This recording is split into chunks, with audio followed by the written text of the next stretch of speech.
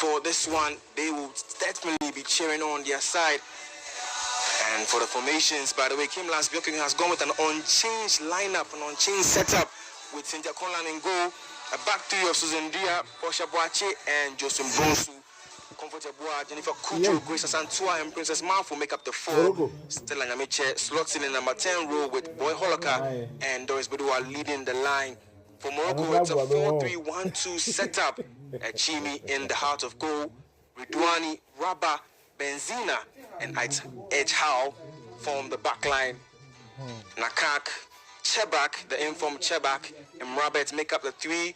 Musondi slots in the number 10 row, and Juraidi is paired up front with Uzrawi for this one. And both teams are already out on the field taking in the national anthems.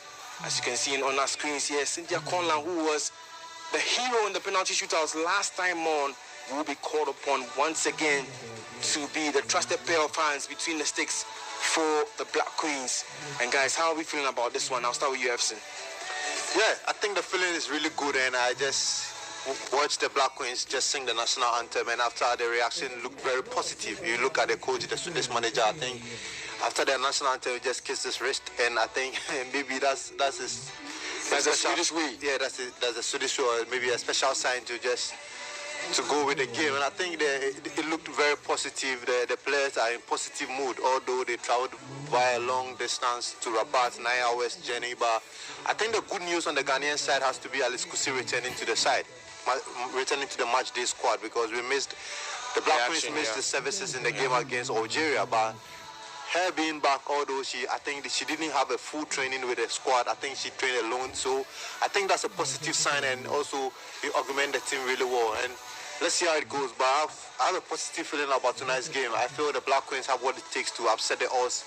The odds are not in their favor at the moment. Morocco are a very impressive side. They have a coach who has won the World Cup before. It tells a lot about how Morocco are investing and heavily investing in women's football. But you can't take anything away from the Black Queens. I think they've grown in confidence into the tournament, losing to the defending champions. Remember that game they struck the crossbar twice, and then bouncing back in the 4-1 victory against Tanzania, and also beating a very difficult side in Algeria in the quarterfinals. We were here on Sunday to run through comedy for that game. So I think the Black Queens have all it plays for. And yesterday I listened to Kojo Adaimense, and he said something that they just have to go in there and enjoy themselves. Obviously, I think I'll side with him, because Morocco are the ones under pressure to perform, because they are the ones hosting it. They want home crowd as well.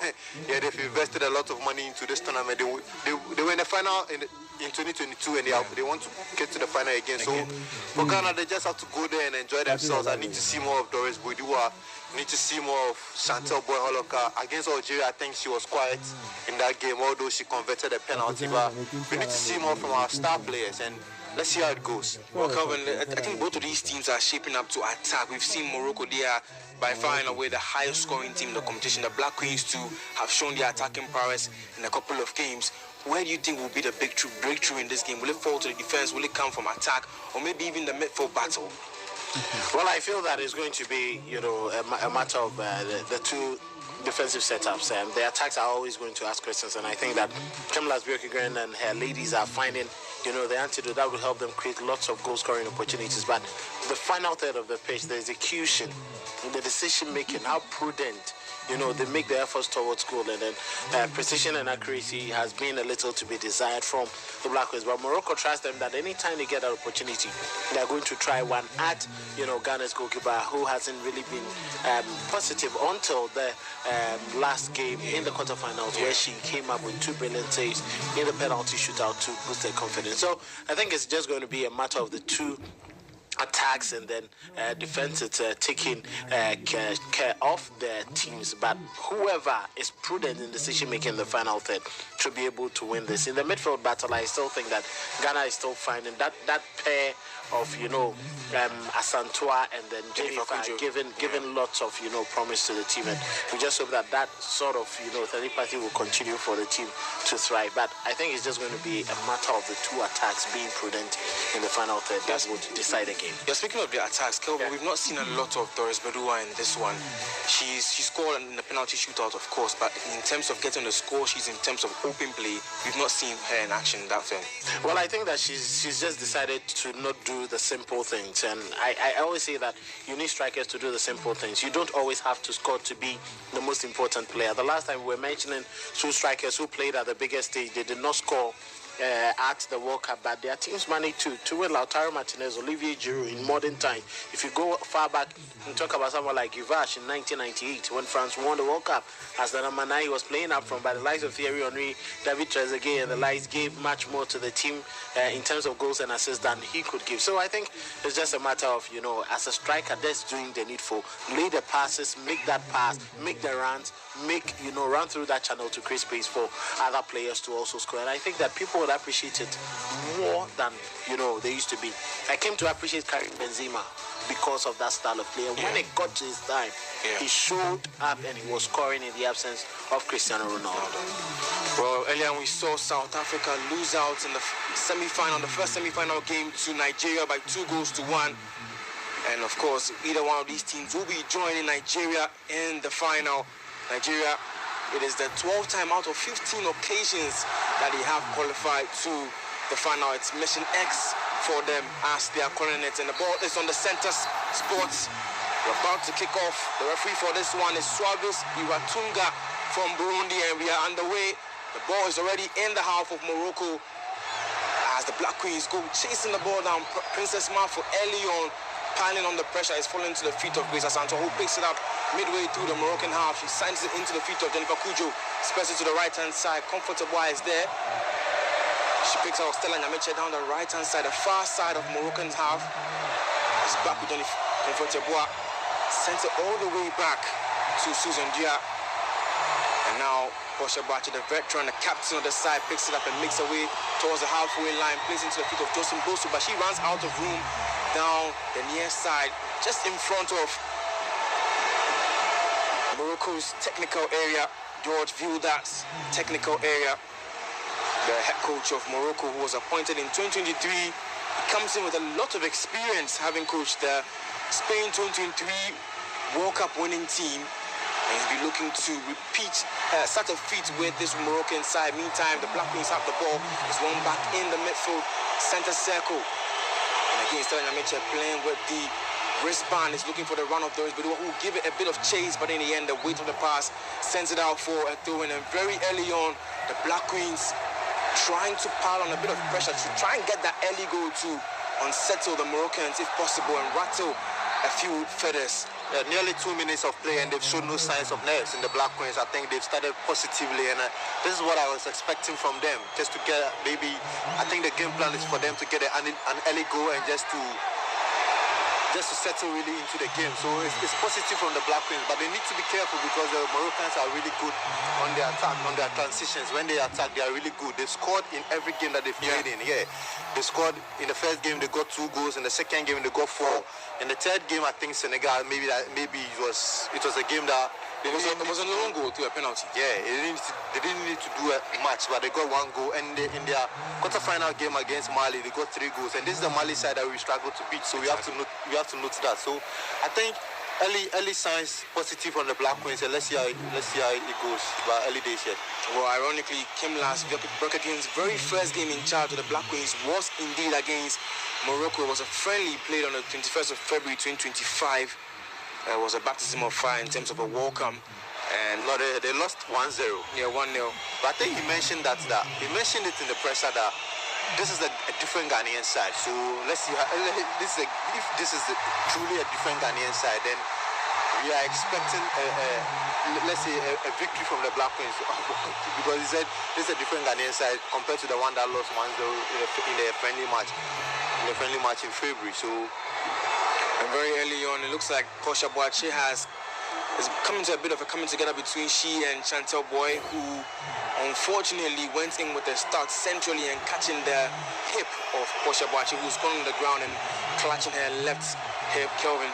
It will be quite disappointing to lose her because I think she's been, the most important part of the team. Many talk about Boy Holoka and others, but I think that if you talk about someone who has held the team together so much well from defense, the build-up from defense through midfield to attack, her coordination, her leadership, I think it's come from the experience, utility player, and the team cannot afford to lose her. Glad she's up on her feet, and then Kim Lasbeke going after, sipping some water after forming this can just be relaxed, knowing that, his captain is very much. Yeah, we just hope that the pain doesn't become excruciating throughout the game.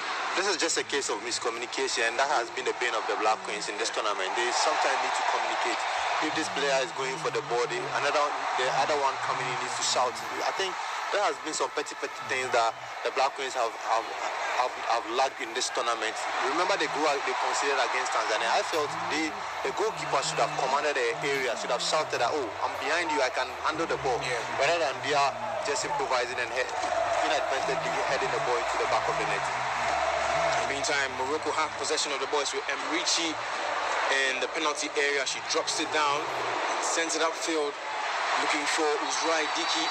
It comes back out to Robert, and she sends it long. She's found the run of Draibi, but then again Cynthia Conlan off her line just in time to intercept the pass. It was a run for Musundi, of which Robert was trying to find her, and again we saw her do this on a couple of occasions in the previous game, and you just hope that she wouldn't lose the focus and a lapse of concentration would set in for it to prove quite costly. In the meantime, the Black Queens on the attack down the left-hand side, looking for Princess Marfo. It goes out of play for a throw-in favor of the Black Queens, quickly taken by Josephine Bonsu. She's looking for Princess Marfo, who's got pace to latch onto it. In the end, it's booted away by Benzina. 5 minutes gone. Morocco nil, Ghana nil. You're listening to us live on Sporty FM. My name is Emmanuel Andam. I'm joined alongside Efsin and Kelvin Owusu-Ansah for this one. It's a semi-final affair between Morocco and Ghana for a place in the final to come on Saturday. To throw in favor of Morocco on the right-hand side of their own half. Echao will take this one up. So far, so good. Morocco haven't quite tested Cynthia Conlan in goal, and the same can be said for the Black Queens, who haven't quite tested Emrichi in the opposite goal as well. And referee stops the play for a foul on Uzrai Diki. The culprit was Princess Marfo, who caught her from behind with that challenge down the left-hand side. That was absolutely needless. And if the referee had gone into his pockets and shown Princess Marfo a yellow card, that would have been deserved. That was needless. And it's a semi-final. Anything, there are tackles that you don't have to rush into. You just have to keep your calm. It's just 6 minutes into the game, and picking up a needless yellow card will just put you under pressure. So I think Kim Las has to speak to the players. In the first game against South Africa, we noticed that they were picking up a lot of yellow cards, and I think it slowed down their progress, especially in key moments in the second half. In moments that they needed to go in for the tackles, they were pulling out. So they need to check that, and I'm sure Kim Las will speak to the players on that. Well, already she picked up a yellow card in the previous game against Algeria, and the same can be said for Portia Abois. So you do get a sense that maybe if they pick up another yellow, they might miss the next game. Morocco on the attack. Chebak was trying to play it into the feet of Draidi, but it was cleverly intercepted by Grace Asantua, who was a midfield linchpin in the previous game, picking up the MVP in that game as well. And she was breaking up possession for the Black Queens and breaking up the lines against Algeria. That game particularly went into extra time, and the two teams had to be separated via penalties. The Black Queens came out on top via a 4-2 victory from the spot kicks. Meantime, Morocco have the ball. It's down the left-hand side with Ridwani, plays it into the feet of Chebak. And now Mrabet drops inside, back to Ridwani. She's got Jiraidi making the run ahead of her. Now Musundi picks that one up, and Comfort Yeboah equal to the challenge, and then there's a tussle down the right-hand side of Ghana's penalty area. Morocco do manage to keep hold of the ball. Musundi sends it back to Ridwani. It's intercepted there, booted away by Susan Bua, and a shot from distance coming from Ait El Haj, but it was over the woodwork and not going to test Cynthia Conlan in goal. And again, a huge let-off for the Black Queens.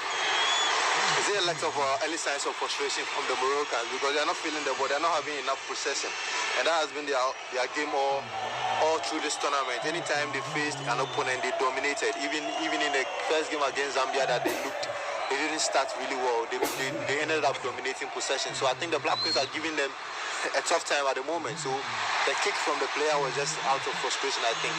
Speaking of somebody who can change things, yes, Princess Marfo, she goes past and marker. She was trying to find Chantel, who was midway through the Moroccan half, but it comes back out to Portia Eba, who dinks it upfield, looking for the run of Josun Bonsu. She keeps it in play down the left-hand side of Morocco's half, and she wins a throw-in the process. 8 minutes gone at the Prince Moulay Abdallah Stadium. It's Ghana nil, Morocco nil. Princess Bonsu with a throw-in, and Ait with a wonderful piece of defending is booted away by Benzina, only as far as Portia Boachi, who's made her way into the Moroccan half, and now is back to Susan Dia in the heart of the center circle. Plays into the feet of Grace Santo, and it's back with Susan Dia. Walks into the center circle, plays it up long into the feet of Chantel. She spins away from Benzina. She was trying to get past Mrabet, and then she won that duel. And Chebak loses possession. Santel Boy making her way upfield, looking for Stella Nemiche down the right-hand side, but it's picked up by Redwani. And it's a very fast tempo to the way this first half has started. It's a shot from distance by Chantel, and it's picked up by Emrichi. She's come close, but the goalkeeper was well stationed to pick that one up, Kelvin. Well, very good try, and I think that, yes, though it was quite far, at least a test of the goalkeeper would be very much important to test the confidence of the goalkeeper, and it hits just right in front of the goalkeeper. Most males would struggle at times when the ball branches off, at very close distances, but I think that was a very good job. Put her body behind the ball very well and make sure that she wasn't going to spill any of that for maybe Doris Wedua or any on-rushing attacker to pick it up. Glad, the Black Queens are coming in now, but the Moroccans are also not giving up. Everyone wants to get an early goal so they can settle right in the game. And meantime, Morocco on the attack. Uzwari, she was trying to get past Jennifer Kujo, who did well to nick it off her toes, and now Grace Santoa will bring it forward for the Black Queens. She's seen the run of Doris Bedua, but Benzina was in the right place to cut that one out and send it all the way back to her goalkeeper. Benzina stationed herself at the right hand side of the penalty area to receive the pass back from her goalkeeper. She plays with a hijab, and she's making her way upfield, plays it down to the right hand side of 8 El Haj to pick that one up. It's back to Benzina in the heart of the penalty area, just in front of the penalty area. Back to her teammates Rabah, and down only go to the far side with Redwani. And Morocco trying to keep hold of the ball within the past 2 minutes or so. They haven't really settled into their rhythm and dictated the play as they thought they would, because the Black Queens have settled them up until this point, and they've forced an unforced error here with the wonderful pressing there by Princess Marfo on Benzina, much to the frustration of Jorge Vilda down the touchline. 11 minutes gone, and the Black Queens seemingly on the ascendancy with just a shot that well the goalkeeper from Chantel Boy Roka. Well, it's been quite interesting to see how the Black Queens are gradually getting into the game, and they need to work themselves up the field. Just do the needful, simple pass and get the ball in the right channels, and then press them higher. But I have a problem with their approach, especially in the one in attack, because I think anytime Doris receives a long pass, she's all alone, and I think this approach is not going to help her. They're too far off her. Yeah, it's not going to help her, and it's the reason he's not gotten a goal in the tournament yet. So I think they need to get more players to support her, more players. Because anytime Priscilla Adubia has played, you see her more closer to Doris, and I think it helps Doris being able to move into the channels, into the right places. So I think this approach at the moment, it doesn't look good for Doris, but it helps the team in general. But we saw a lot of action from Priscilla Dubia. She likes to make a lot of runs, but then again, the service to Doris Bedua has been lacking throughout the entirety of this tournament. Yeah, the service has been lacking, and I don't know is it a case and that I think what Epson is saying is the service is lacking because they are not moving together as a team. So you see that's this joint between the midfield and the attack. Maybe the focus is more on just keeping it tight at the back, keeping it tight in the middle, than in attack, because in the middle, there's no problem. I think Loka is supposed to be the connective force, but As a number 10, yes, she's always, upfield. And Asantua hasn't also been, extremely, progressive. Anytime she does that, then it means that she's spreading her wings wide. Loka is not a box. It's not a box. A natural number 9. Yeah. You see, so she's always going to drift outside the box. So I think this formation, me personally, I would have put maybe Evelyn Bidu. Yeah, behind. But the unfortunate thing is that She's Bidu out is of not form. here. She's out of form. So maybe a 4-4-2 would be perfect. Maybe Stella Nyamiche also can count. Speaking of Stella Nyamiche, she's on the attack for the Black Queens with a shot from distance. She was approaching the penalty area. You do feel as though if she made her way into the penalty area, she could have tested the keeper even better. She should have cut back. Well, enough time for her to get into the box and then, at least a snapshot from Princess Marfo. Why are they all driving the ball from afar? And I think this is problematic. You don't spill your beans at this moment. Just get into the final end of the pitch. Try wake the defenders. Ask a lot of questions, because when you do this, you are not given any pressure. You are not testing the goalkeeper. You need to allow the goalkeeper to dive a number of times. You need to let the defenders have something to think about and wear them out. What they are doing is just giving the ball back to Morocco to restart play. It looks like the Black Queens are maybe too eager to get a goal in this first quarter of an hour we've seen at the Prince Moulay Abdallah Stadium. It's still goalless between Morocco and Ghana. And we see the chance that Stella Nyamiche got any shot in. I watched the Moroccans game. I think they scored 10 goals in this tournament. Yeah. And let's see, almost 40% have been just cutbacks. Yeah. And Spanish managers are expecting that. Yeah. Cutting back, finding on Russian players who are moving into the box. I think in this case, Stella, you can't fault Stella too much because there was only Grace in the box. No, Bodua was also there. No, but you do feel as though she I had think time. if she had walked into the penalty area, she should have just gone, send the ball across. But I think they need more players in the box, more and more players. Because if Morocco is on an attack, even with the Moroccans attack, you can see more red shirts, more players moving to the ball, just like this case at the moment. And Cheba plays into the feet of Odwani. Back to Cheba down the right hand side of Ghana's penalty area, midway through the Ghanaian half. Cheba, who's the captain, is playing in a deep midfield position, and the referee spots a foul. She says there was a pull of the shirt of Jennifer Kujo, and she pulls play back for a foul on Ghana's number 6. Well, I think Jennifer has been excellent ever since she walked into the team. You felt her presence from the first game. Her absence from the first game, and it was very much relevant. You look at the subsequent games, and she's been a very good screen for the defense. I think she's paired well, especially with Risa Santos. Yeah. They know when to move upfield. They know when to drop deep, who sits, who advances, and I think it's been excellent. In the meantime, Morocco managed to win back possession. It's down the far side, the left-hand side of their half. 16 minutes gone. It's played into the feet of Mrabet. Plays a lovely pass into the feet of Musuri, and it's cut out in the end by Susan Dia. She's supported by Comfortable as they pick that one up, and it's sent up long looking for Stella Nyamiche.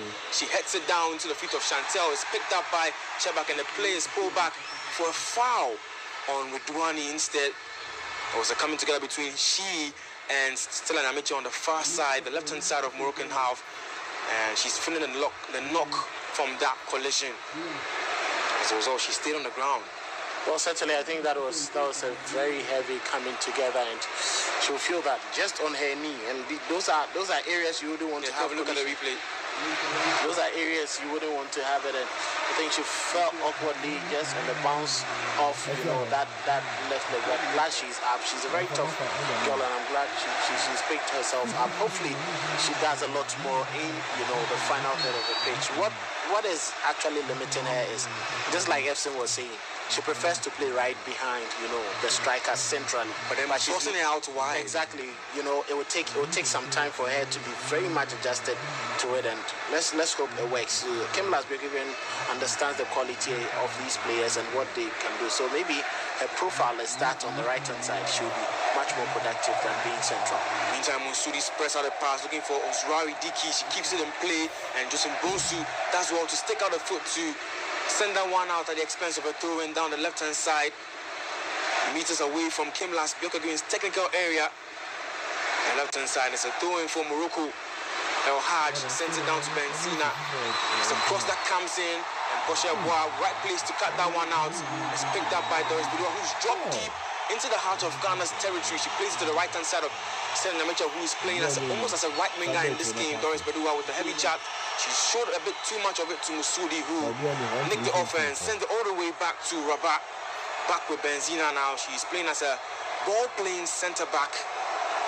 The Moroccan defense. There's one problem with our team. Whenever they are advancing and they are few in numbers, I think the best option for you to do is to just get the ball back in defense or midfield so that it can be built. But she just tried to rush the ball back to Stella and then they just gave it out. One player that does what you said the best is Princess Marfo. Yeah. I think anytime she realizes that there's no support up front, she comes back and manages to hold on to possession and gets all the players forward and to complement her.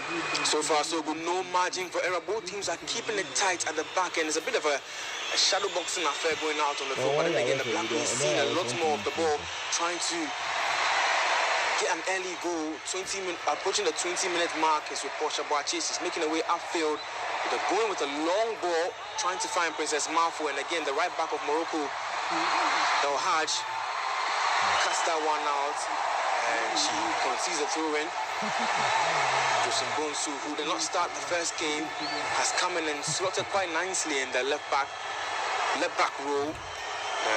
Well, the left side of the centre-back, 3 centre-backs. Yeah, you have to credit the Spanish manager. I think he's really monitored the Ghanaian side, and I think one thing you notice is that Ghana likes to attack with Prince Portia Boachi starting the attack, and anytime the ball is on the left foot, he knows how to pick the right passes. But you realize that in this game, anytime she is on the ball, there are a lot of people in front of, there are a lot of Moroccans in front of her. So she struggles to find the right pass, then she has been left with no other option but just to resort to long balls, and that has not helped the cause of Ghana at the moment.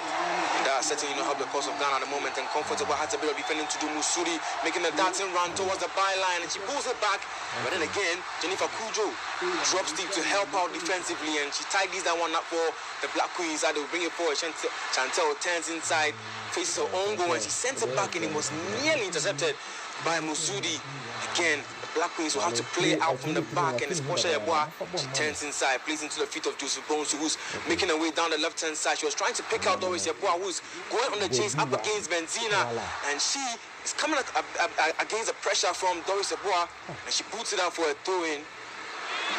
Doris Bedua. Yeah. That was miscommunication between Benzina and her goalkeeper. I think she was expecting the goalkeeper to come for the ball because she body checked Bedua and took care of the game, but the goalkeeper didn't read it, and I think it's a chance for Ghana to attack. It's a chance for Ghana to indeed attack. It's with Doris herself again holding it up, trying to find Princess Marfo, but then again she finds a red shirt in the end, and Morocco, they need to get rid of the ball. She's twisting and turning, trying to jostle her way out from Josephine, and she does just that. Uzwari plays into the feet of now Cheba. On the attack they go. Morocco 4 against 4. Cheba keeps her head down. She finds Musudi just in front of the penalty area. She will shoot from distance, but it's a team effort in the end to the left-hand side of Cynthia Conlan's goal post. That was a very good run from the Moroccans. You could see the transition was just smooth.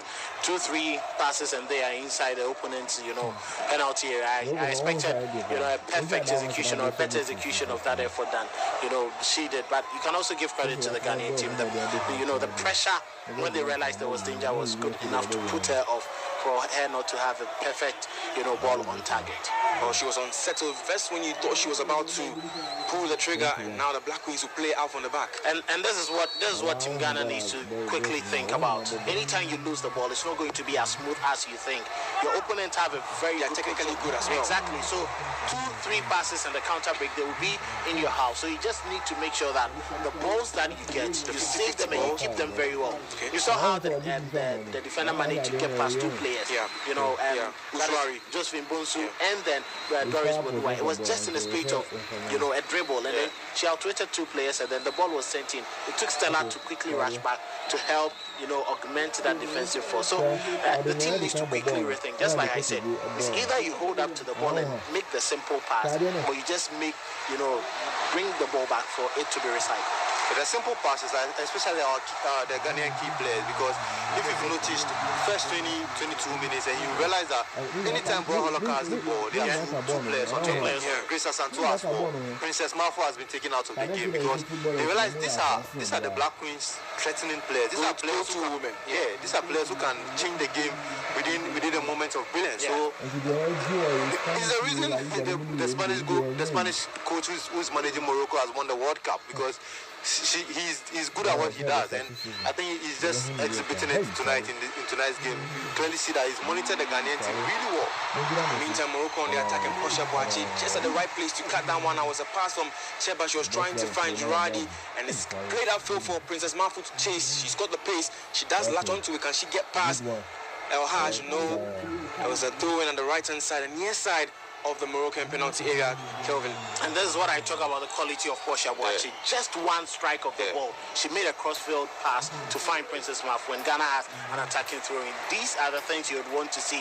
Very prudent decision making. If you think that, yes, that is the pass you can make, that can really bring something good, you Portia, just make it. I think Portia is too good to be in defense. Exactly, yeah. You know, I think passes alone. Ordinarily, she's a utility player, but because we are short of, quality defenders at the moment, she just has to slot back into that, because her passes alone, the way her distribution is top notch. And even free kicks, set pieces, corner kicks, and all that. She's the go-to for Ghana in that aspect, and it tells. And one thing that I'm impressed is the fact that she's 36, and she's still playing at the highest level. Exactly. Her energy levels is so much. Yeah, but Kelvin, don't you think as though we are using too much of a route one approach anytime we are playing those long ball upfield? Well, it may be a route one, but I think that when it's vital for you to do it, just like Portia Ming, it's positive, but not when you play it into a space where nobody is running. No, but I mentioned that the route one is because the high press of the Moroccans. Yeah, it's working. So you can't do short passes at the back. You have to be forced. I'm not sure Portia trusts Jennifer or Grace enough to have a short pass, and no, it's very dangerous, because you realize that Loka had a ball in midfield and tried to pass back, short pass, and he nearly got intercepted. They need not to try those things at the back at all. We've reached the halfway point of the first half. It's still goalless between Morocco and Ghana. Meantime, the Black Queens have a corner of which Stella Namiche will stand over, and play has been paused as the referees talking to Uswari and Jusum Bonsu in the penalty area of the Morocco penalty area. Too much shoving and pushing in the penalty area as the cross comes in from Stella Namiche, and it's headed away in the end. Grace Asantua picks it back up. It's a cross that's sent in, is floated in, it's picked up by Jusum Bonsu, and it's over in the end by Stella Namiche. A lovely cutback from Comfortable, headed down by Justin Bonsu. And in the end, Stella Namiche will be claiming that one. She got it off the line, and the Black Queens take the lead very on in the first half. Kelvin, brilliant finish there, and I think the execution was just top notch. Comfort Yeboah every single time. If you've watched it on the locals, you wouldn't be surprised with that delivery. When Josephine Bonsu rose very well, the connection worked the goalkeeper, beyond her limits, and she had to just push the ball onto the goalpost. And once it came off the goalpost, it just. Okay, I'm watching.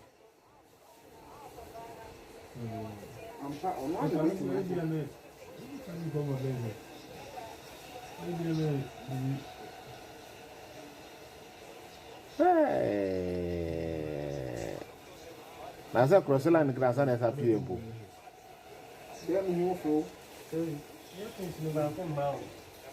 Okay.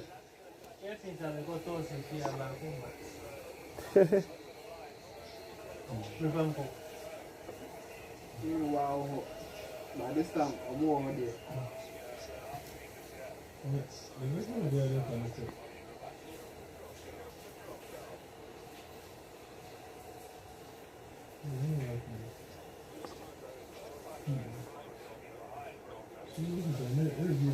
Go there, Ghana. Referee. Go.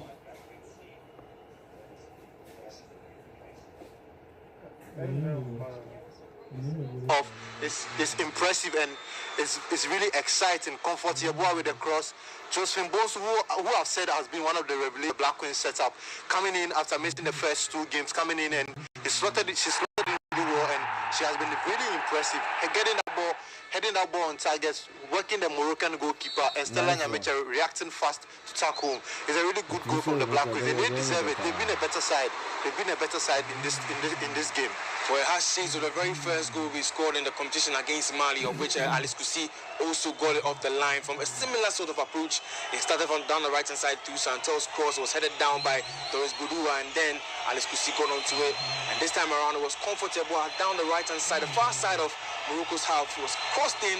Joseph's Bonsu header, the goalkeeper got a hand to it, but then it wasn't enough to keep that one out. It hit the woodwork, inside of the woodwork, and Stella Nyamiche down on the right-hand side just nicked it in off the goalkeeper's line, and the Black Queens are in what is a healthy advantage so far with 28 minutes gone. And now you're talking about the Route 1 football, and that was a typical one. Once it's productive, you know where you are putting the ball. It is very much important to send it back because the team was on the attack and there was no hold on the attack. They go Morocco trying to equalize almost immediately. So Musuri, she plays into the feet of Uzwari. There's a ricochet in the penalty area, and Stella Nyamiche boots it away as she has done. Upfield towards the halfway line. Chantel is pressing her marker. Kelvin, back to you. Well, I think that was very good from, Stella Nyamiche. She just got back. You saw how the Moroccan decided to slide. If she had gone in with any tackle, it would have been dangerous. Meantime, Doris Bodua tries to cut it back, looking for a yellow shirt in the penalty area, but no one was up there in time to pick that one up. She was looking for Chantel, who wasn't quite on the same wavelength as she was. Meantime, Morocco trying to respond almost immediately. It's a goal that has seemingly woken them from their slumber. But then again, the Black Queens, we know they cannot protect a lead. We've seen them concede against Mali. It could be different. And just like I spoke about the first game where they managed to lose, the second game it was a draw. The third game they conceded one, and then and it's a chance for the Black Queens. Was played and flashed in front of the face of goal, and Doris Bedua in there, stuck out the foot. But in the end, she found the side netting, and it was lovely made by Princess Marfo down the left-hand side. She got past the marker, Ait Ertau, and then in the end, she was trying to find Doris, who was right there, but in the contact wasn't enough to like the goalkeeper. I think Bedua should be much stronger and very much aware, much more quicker than the Moroccan defenders in the penalty area. If she does that very well, she could be feeding onto this class. Now the Moroccans are desperate to get, the equalizer. They have their own fans, backing them. All you need to do is to just get the pressure off yourself. If you find a second goal, good insurance, that will take you to the break. It's a real jolt to the home fans. And Kim Last, he's prowling his technical area. He knows what it means for the Black Queens, and he himself. 30 minutes gone. You're listening to us on Sport FM 106.1 in Accra and across our affiliates in Takoradi and Kumasi. My name is Iman Adam. Alongside me is Efsin and Kelvin also. The Moroccans are stunned, and they are completely stunned. I think they did not expect this Black Queens to turn up, and they are completely stunned in all because they are running the ball out of play at the moment. Their game plan is not working at the moment, but. And now, let me run through the stats at the moment. And Morocco, obviously, are dominating possession. They've had 56% of the possession. And Ghana have had 44%. But what is interesting to note is the expected goals. And Ghana has had 0.94. And to think that Morocco has had only 0.12 expected goals tells the quality on display from the Ghanaian side. And the game plan has been perfected from the Black Queens side.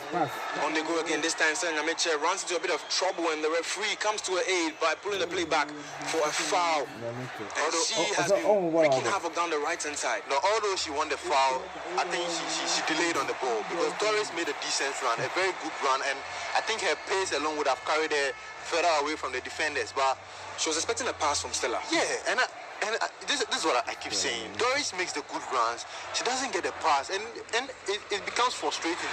And sometimes she doesn't even make the runs at all because as a striker, at the moment her confidence is low. You can talk about the fact that she managed to convert a penalty, but a striker goes into the tournament wanting to score, and she needs the goal to boost her morale, especially if Ghana reaches the final. So if she makes a decent run, Play the ball into her. Play the ball, give her the pass. Yeah, you need your striker to be very much confident, and all you can do is to be giving her the supplies.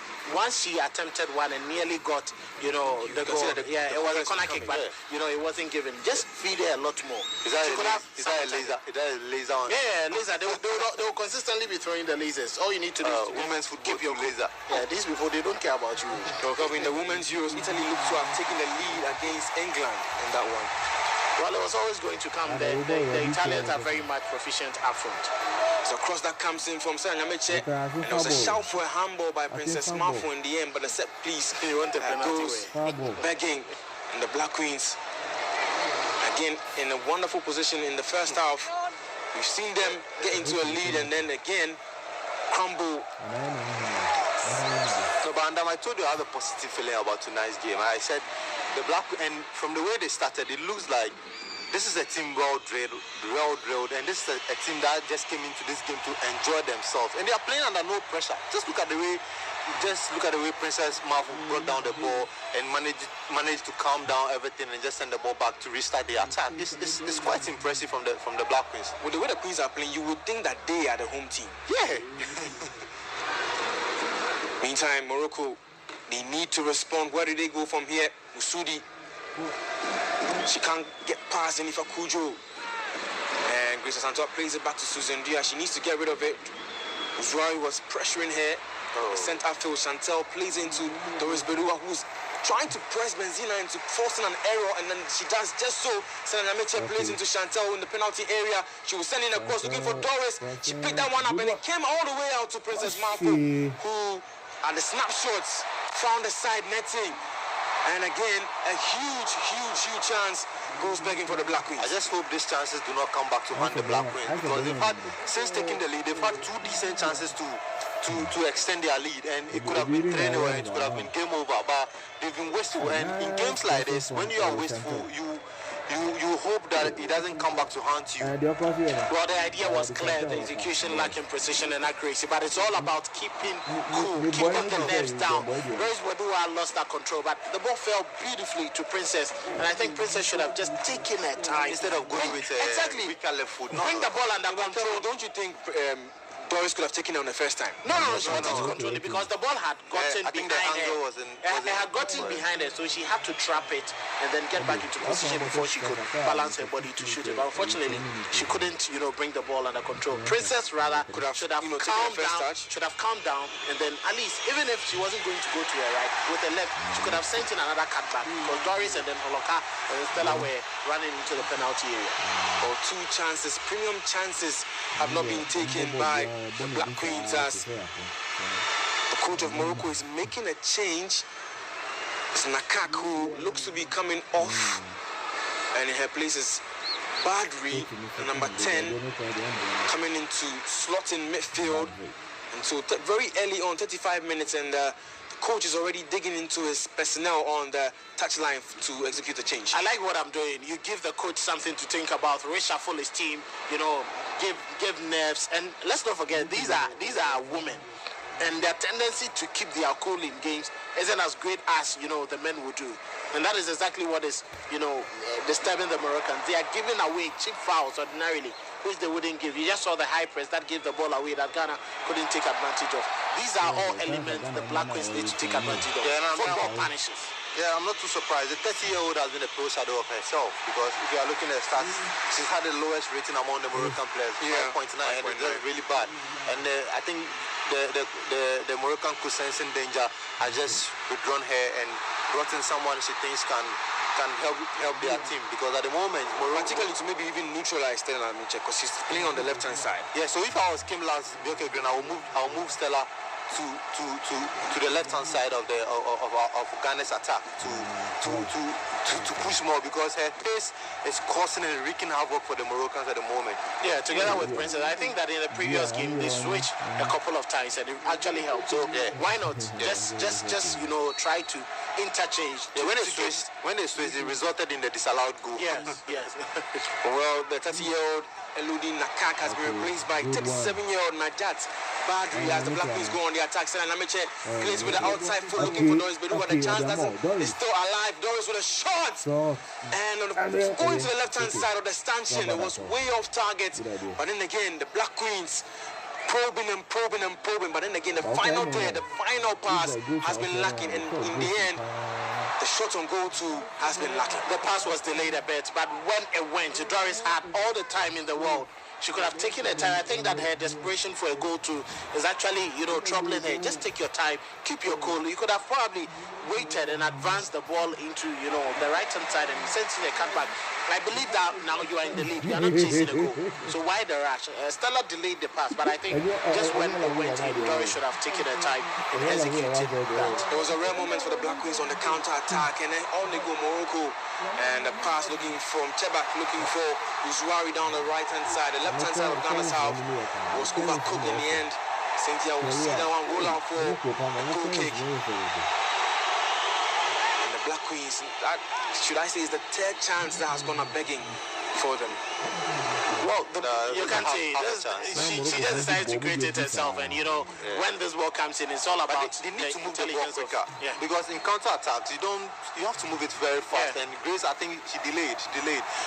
The interception was brilliant. She intercepted the ball. Stella delayed. It was actually Stella. Was it Stella? Yes, Stella. Yeah. Okay. I think she the decision making, should have gone 2 or 3 seconds earlier, than she made it. Meantime, Chebak with the ball approaching the penalty area, plays into the feet of Badri, who's got her first feel of the ball since coming on to replace Nakak. And as Grace Asantua was right place, right time to read that one, and Princess Marfo going down the left-hand side. And she runs into a bit of trouble. Yeah, there was some shirt tangling in there. The referee knew exactly what they were doing and has given a foul. But I think that just as you said, decision making and quick passing, just make the simple goal. Ghana should just look at the minutes and go into the break with the lead. Because if Morocco equalizes at this minute, it gives them that momentum. Whether it's going into the break would give the two teams an opportunity to re-strategize. But Ghana needs to conserve this lead. But that can only come if they make the simple things much more evident in the game. Yeah, but in defense of the Black Queens, it doesn't look like Morocco are going to score because they've not had a shot on target in 40 minutes. And this is a free scoring side, a team that has scored the most goals. I think prior to the semi-final, they scored the most goals. 10 goals. 10 goals. So in defense to the Black Queens, their defense has been rock solid. You look at Jennifer Kuto's position at the moment, she's dropped very deep. And I think the Black Queens are just at the moment going with a 5 at the back, trying to see off the first half and trying to go into the halftime break with the lead. And it's really impressive, but they need to calm down. There shouldn't be a rush. As you can see, some decision making, in the last 5 minutes of the game we've watched hasn't really been impressive. And whenever you do that, you give the ball away and you give Morocco an opportunity to restart an attack, just like they are doing. There is a rush to give the ball away. Take your time. You are not chasing a goal. Well, it's time for calm heads on the ball. And speaking of a calm head, Jennifer Kujo is the right person to pick that one up. Risa Santua into the feet of her teammates, and she sees Stella. And she will look to make that crossfield pass. Instead, she goes for the route of Chantel, who couldn't bring that one down. And again, Morocco went back. I think that was a wrong choice. She could have gone wide. The wide area was calling for her. Yeah. Stella was just very much available. And if you had given it to Stella, Chantel and then Doris Wedua could have run, towards them. They passed the ball in and around. You waste a couple of minutes and you can create a chance. 41 minutes gone. Ghana 1, Morocco 0. And the Black Queens are minutes away from seeing this one out and heading to the dressing rooms with a handsome look. In fact, a beautiful lead at this point. A goal coming in the 25th minute from Stella Nyameche. That's what separates these two with 40 minutes of game action. And prior to this one, the Minister of Sports paid a visit to the Black Queens in their camp to seemingly give them words of encouragement, saying that they know what they've done to get to this point. They should use the money to fly them from one location to another. No, but I think... Do you see any other sports minister there? What is he going to do there? You should just use the money to fly the girls and stop the jet lags and then the difficulty in traveling on buses for 6 hours, 7 hours. Come on, these girls are performing and are playing a tournament.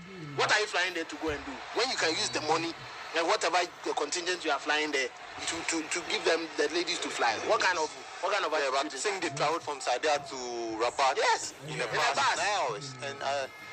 And Cheba, But who is supposed to take care of that? Is it a ministry, GFA, or even if they come, you know this CAF? you know Yeah, CAF. CAF is supposed CAF is supposed to take care of that. But let's not forget the women's game isn't as easy as the men's game where they can just fly people around because of sponsorship and the money involved. They can take you on a bus right now, yes. But when you are the nation, you can also make traveling arrangements, and nobody can trouble you for that. But that was poor from Grace Asantua. yeah, she should have played into the feet of Stella Nyamiche, and now Musudi will go into the referee's book for the pull of the shirt of Grace Asantua. And while the Ghana Supporters Union have found their voice up in the stands, the home fans have seemingly lost their voice. The Ghana Supporters Union are everywhere, bro. They are everywhere. There's one guy in it, I saw him in Ivory Coast. I saw him at Accra Sports Stadium. I saw him, tell that guy. At GFA events, everywhere he did. Wait, I want to see him passport.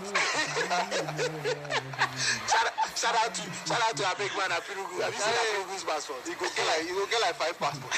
Abraham, how are you? 43 minutes gone. The Black Queens have a free kick of which the captain stands over.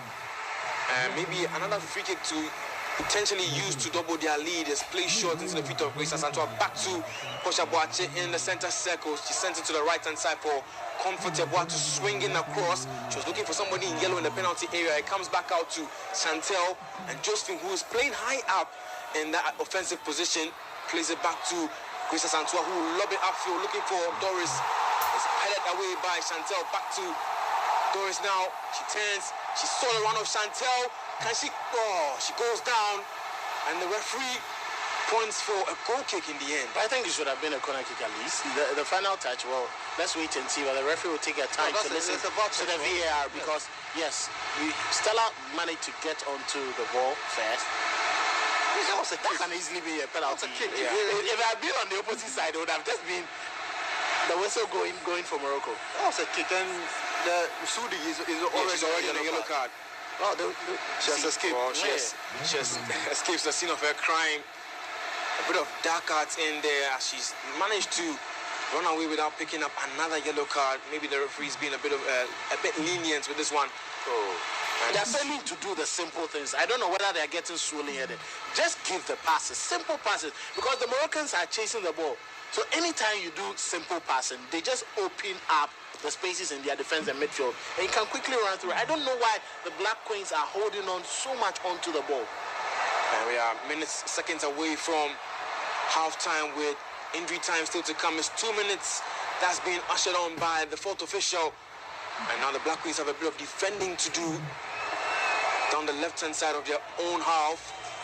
Mr. Santua was in there to make that challenge on Uzuari. And now Ait et Hao sent in across his body. And the referee spots a foul on Josephine Bonsu. Josephine has been excellent, brilliant. And you talk about the defense. I don't think that this tournament you can have any wrong to say about any one of them.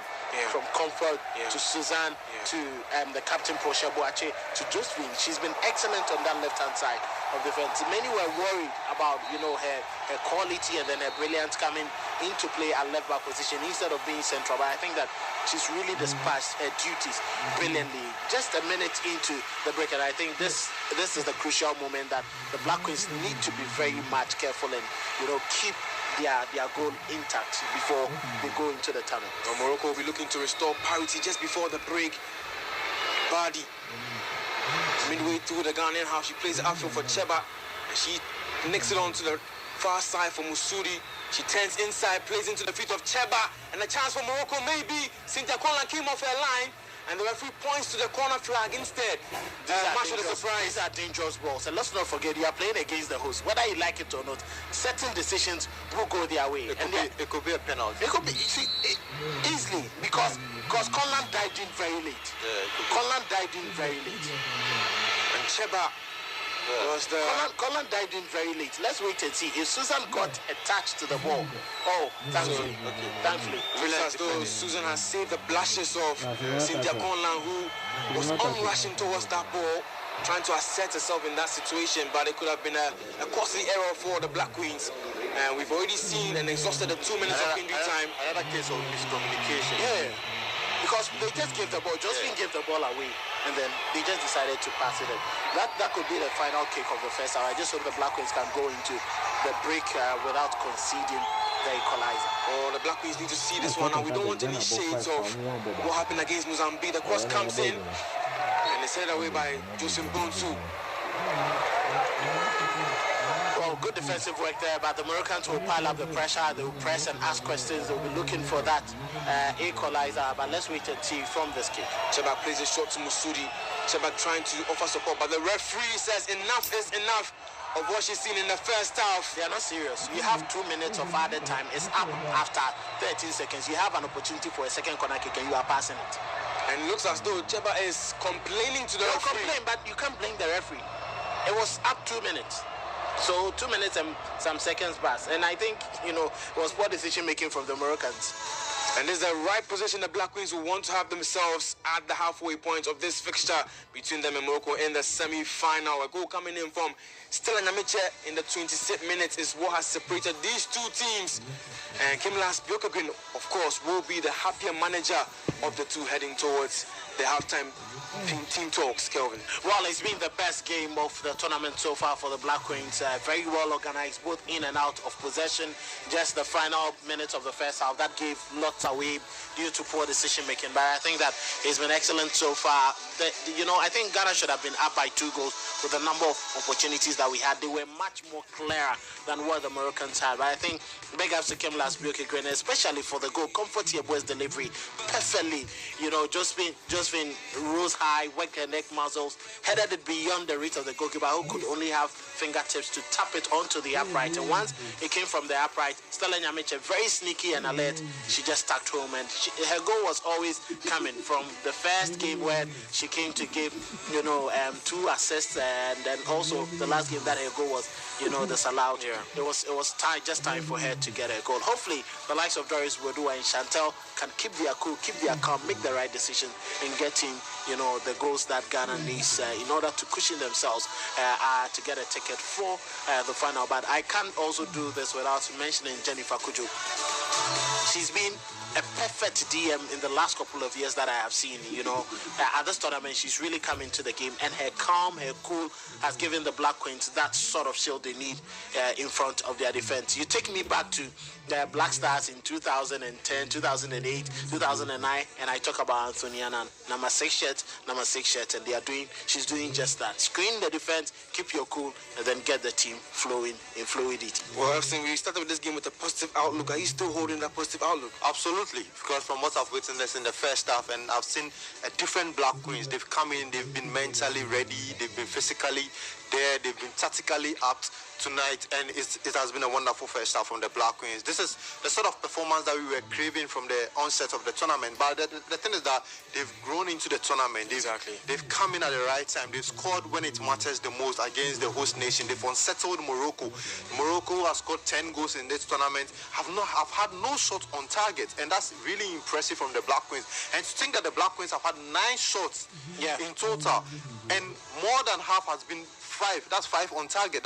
That's more than half. So it tells you that all around the Black Queens have come into this game to just enjoy themselves, and we are seeing the best of performances from the Black Queens. And this is, if they can replicate this performance in the second half, and I feel they deserve to be in the final and they deserve to face Nigeria. So this is a very impressive performance, and Kimlas Bjorkegren, that's credit to him. And he said at the presser, I mentioned earlier that this is a different Ghanaian side, and I was expecting to see a different Ghanaian side, and I've seen it. And this is really impressive. To think that he's also missing the services of one of his key players in Alice Kusi, and he's brought in Stella Nyamiche to work hard, and Stella getting the goal. And you see, one thing about the Swedish manager is the fact that he reads the game really well.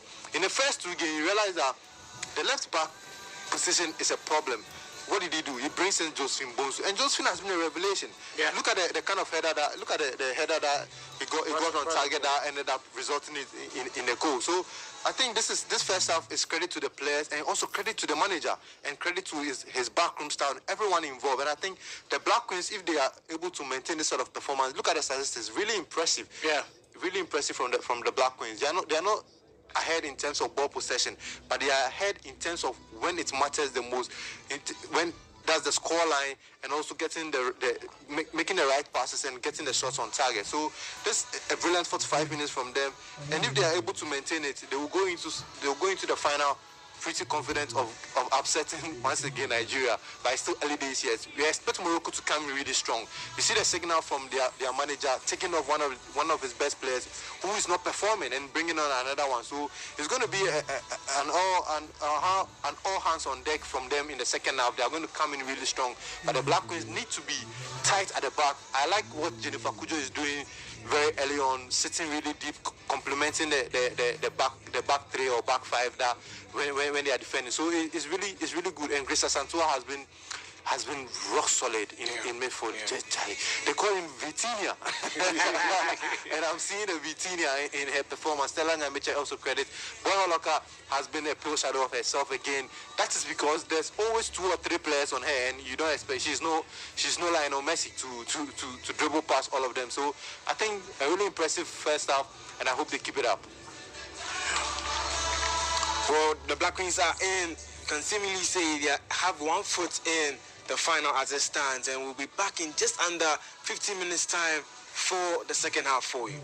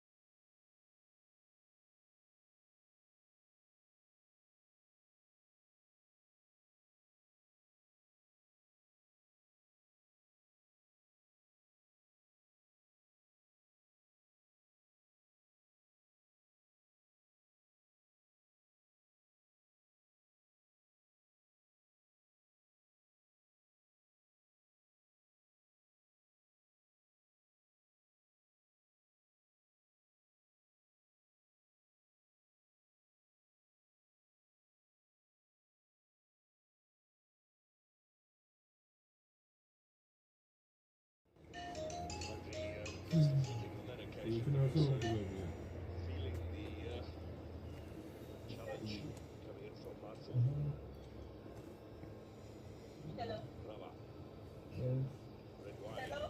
seen enough of her up and down on the left-hand side. She's been pretty quiet as well down the right, to be fair. Session turnover on a regular basis. They have a nickname, by the way. Talk about the Black Queens of Morocco. I don't think I've seen one anyway. Atlas Lions for the men's team, but Atlas Lionesses, I suppose. Oh, chance here! Oh, my word. They could well have finished it off there. Could have been a double for Damage. She was far too hasty.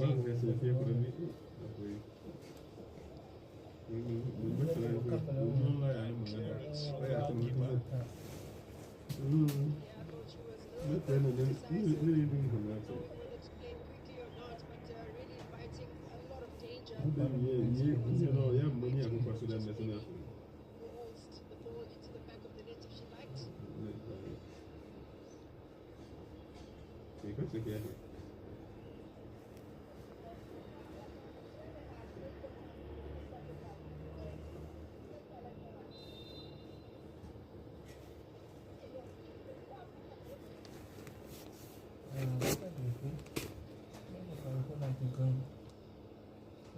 from the goalkeeper. And locked the ball on target, and it would have been 2-0 for the Black Queens. She could have even kept her cool and advanced into, the edge of the goalkeeper's area and pass the ball to Bodua. Yeah. You do feel as though the Black Queens They are are always in a rush. rushing. So many missed chances that could, like I've said, come back to bite them.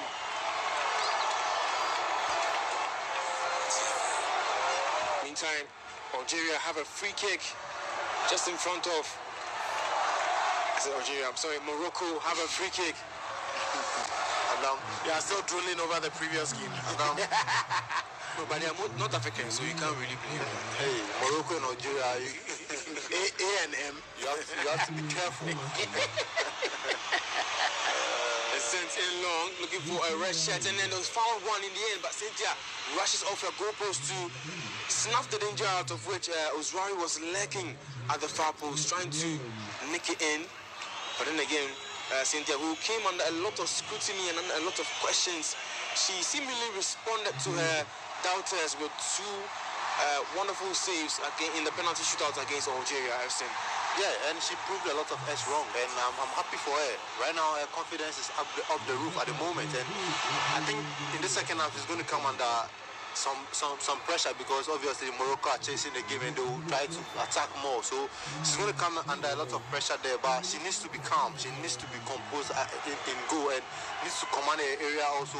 When it matters the most, she needs to command the area and also pull off some great saves because I'm expecting Morocco to at least have a shot on target. So Cynthia is going to be tested and she needs to step up when the test comes. Well, right from the restart, Morocco are trying their best to take possession, and there's a wonderful pass from Chebak. She was trying to find Ozrari Diki on the end of that one. It went all the way to Cynthia Conlan, who had to come out to read that pass. Excellent defending from the captain of the side. She managed to match the pace of the Morocco because if the Moroccan player had gotten to the ball, it could have been a 1v1 situation, but obviously Portia experienced the managed to get hold of the ball first and pass the ball back to Cynthia Conlan to restart the attack for the Black Queens. In the meantime, the Black Queens on the attack. They go down the left-hand side of Moroccan's penalty area. It's crossed in by Comfort Yabastis into the back post, and Princess Malfoy with a cut back, and in the end it's red wall by Murici and the Moroccan goal post.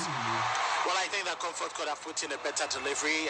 The way she managed to steal the pass and then quickly ran onto the edge of the penalty area. I was expecting a cross that wouldn't go that far, but it went to the edge and Princess couldn't do enough. She tried to cut it back to Dorit Wedua, but it was too, far away from her to be able to punch it with a header back to Dorit. Yeah. There's a bit of urgency you can sense from Morocco since the restart, and understandably so. They are a goal down. They are trying to restore parity, but the Black Queens need a bit more composure when it comes to passing the ball around and knocking it around, and even in the final third when it comes to finishing off their chances, they seem in a bit of a rush, and they are rushing the play, and Morocco would look to take full advantage of any missed chances, so long as it doesn't double the scoreline or even maybe triple the scoreline in Ghana's favor. Meantime, Justin Bonso does well to read that pass. Just loses possession out to Morocco, but the referee again wins. Well, was the foul in favor of Morocco.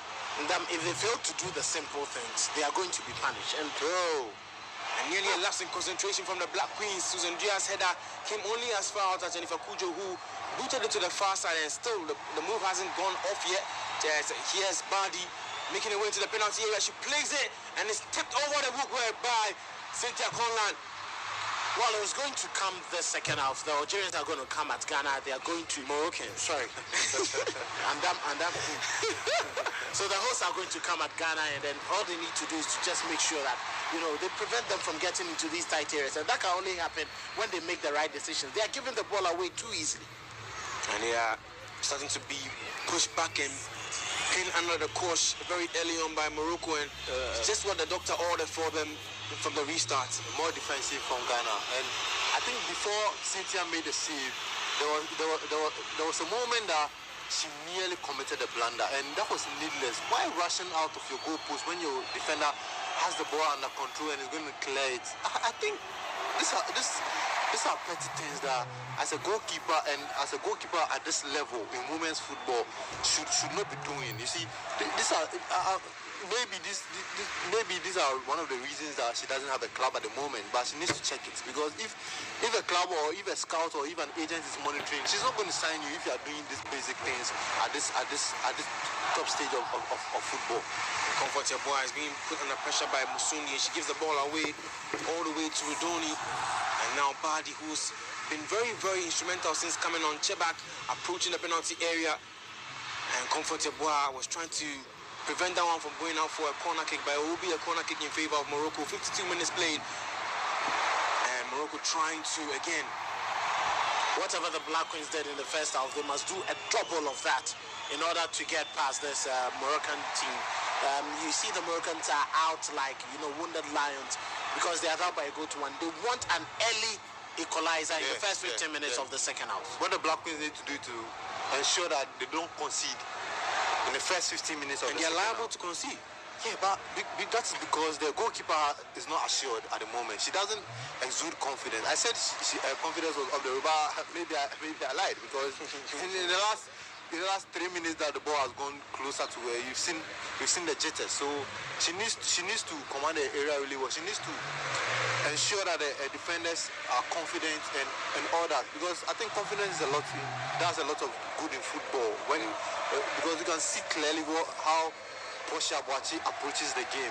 She's very confident. Princess Marfo. On the attack again. So Chebak from distances, she found the body of Portia Boachi instead. And Stan Yamecha plays it outfield, trying to find Chantal, and is given away again. Almost as if they are saying, Morocco, you can't take the ball back. I don't understand the rush, but let's not forget Stella is part of that 3-woman attack. So if you get the ball and you play it that long, it means that we are shot by 1. So all you need to do is to try keep your cool and let's advance into a better position before you can play the ball long. Yeah, you see Boy Holoka screaming at them to come out of the blocks to try and press the Moroccans. I don't think it's the right approach at the moment, because it's better protecting the 1-goal advantage than trying to score again and allowing the opponents the spaces to exploit you. So, and speaking of spaces to exploit, Comfort Bois has to get rid of that one. She doesn't, and it's falling for the striker, Ridey, and the goalkeeper Cynthia Conlan. A costly error in the end, and Morocco have the equalizer. Uzwari Diki, who scored against the Black Queens the last time Kim Lansbjörk's side faced them in his very first game, gives them the equalizer in front of their own fans. Talk about coming off the blocks early. They done just that to restore parity. Just when Comfort decided to do too much, she could have just sent the ball out for a throw, quickly passed it back to the goalkeeper to restart play. She decided to go for a dribble, and just when it bounced off, it bounced off in front of Conlan. I think she didn't have the confidence enough to come out for the ball. Brave. Any brave goalkeeper will just come out and punch the ball. And you know how goalkeepers are protected in football. She needed to be just brave and just come down. It started from comfortable as error. right. First bounce. What's he waiting for? Come out. The shot from Duradi was capitalized upon by Uzrawi after Cynthia Conlan made a hash of it. And the goal will stand. Obviously, of course, it's going to stand. I think Cynthia has taken a knock, but the referee is having none of it. And I'm surprised Comfort didn't get rid of this ball very early. She felt the presence of the opponent, but still. And now the Black Queens have it all to do all over again. 1-1. Back to square one. But you see the reaction from the Moroccan bench. I think the manager did something in the dressing room. She told them to come out all guns blazing and to come out with a strong mentality and a strong approach. And you see how they've been pressing from the onset, forcing the Black Queens to making errors that has led to the equalizer. Let's see how it goes at this moment. But at the moment, I think the Black Queens will be feeling more under pressure because they've scored the first goal, but they've conceded the equalizer. And Morocco are going to build into this game. Morocco are now likely to score the second goal. But I just hope Kim Lasbeke will tell his players to remain calm. Let's go back to the first approach. Let's go back to how we started the game and how we played in the first half. So, and I think this is what I expect from Kim Las. They shouldn't be downhearted. It's just 1-1, and it's all to play for still in this game. So now it's back at 1-1. It's evenly poised with Kusi is coming on. Morocco on the ascendancy now with the momentum in their favor, and it's a substitution by Kim Las. Bjorka Green, he's taking off Princess Marfo. Yeah, she needs to be off. Yeah, she's the player who needs to be off. I think she's given very little, you know. And it's Alice Kusi, Ghana's top goal scorer at this point, is making her way onto the field. She's been out for some time now. She missed the game against Algeria. And now Kim Las I think this is the earliest substitution Kim Las has made in this tournament. And I think it's necessary at the moment because Princess has not done too well in this game. Anytime she has the ball, she's surrounded by 2 or 3 players, and she's not been effective, and you can't fault her too much. But I think this is the right substitution because Stella switches to the left and Kusi comes to the right, and Kusi's power, pace, and energy will offer a lot to the Ghanaian attack. Oh, now it poses a whole different question to the Black Queens. Can they do it all over again and to go into the advantage, or will Morocco, after restoring parity, double their lead as the game wears on? Meantime, Badi, who came onto a place, Nakak has done so well. She forced the corner that led to the equalizer for Morocco, and the goal scorer was Sakina Uzrawi Diki, who plays the football in Spain for Tenerife. And as I mentioned earlier, she scored against the Black Queens in Kim Las's very first game in charge sometime February early this year. Jennifer Kujo wins the ball back for the Black Queens. Stella Nyamicha is brought to ground and bundled off the ball, and the referee spots the foul. 16, they're approaching the hour mark. I think there's been no switch because they've maintained the same shape because Stella is still on the right and Kusi has gone to the left. He's replaced Princess Marco. And again, the culprit was Musudi, who's already on a yellow card. And she's signaling to the referee that she got the ball and not her woman in that case. Now the game is all square.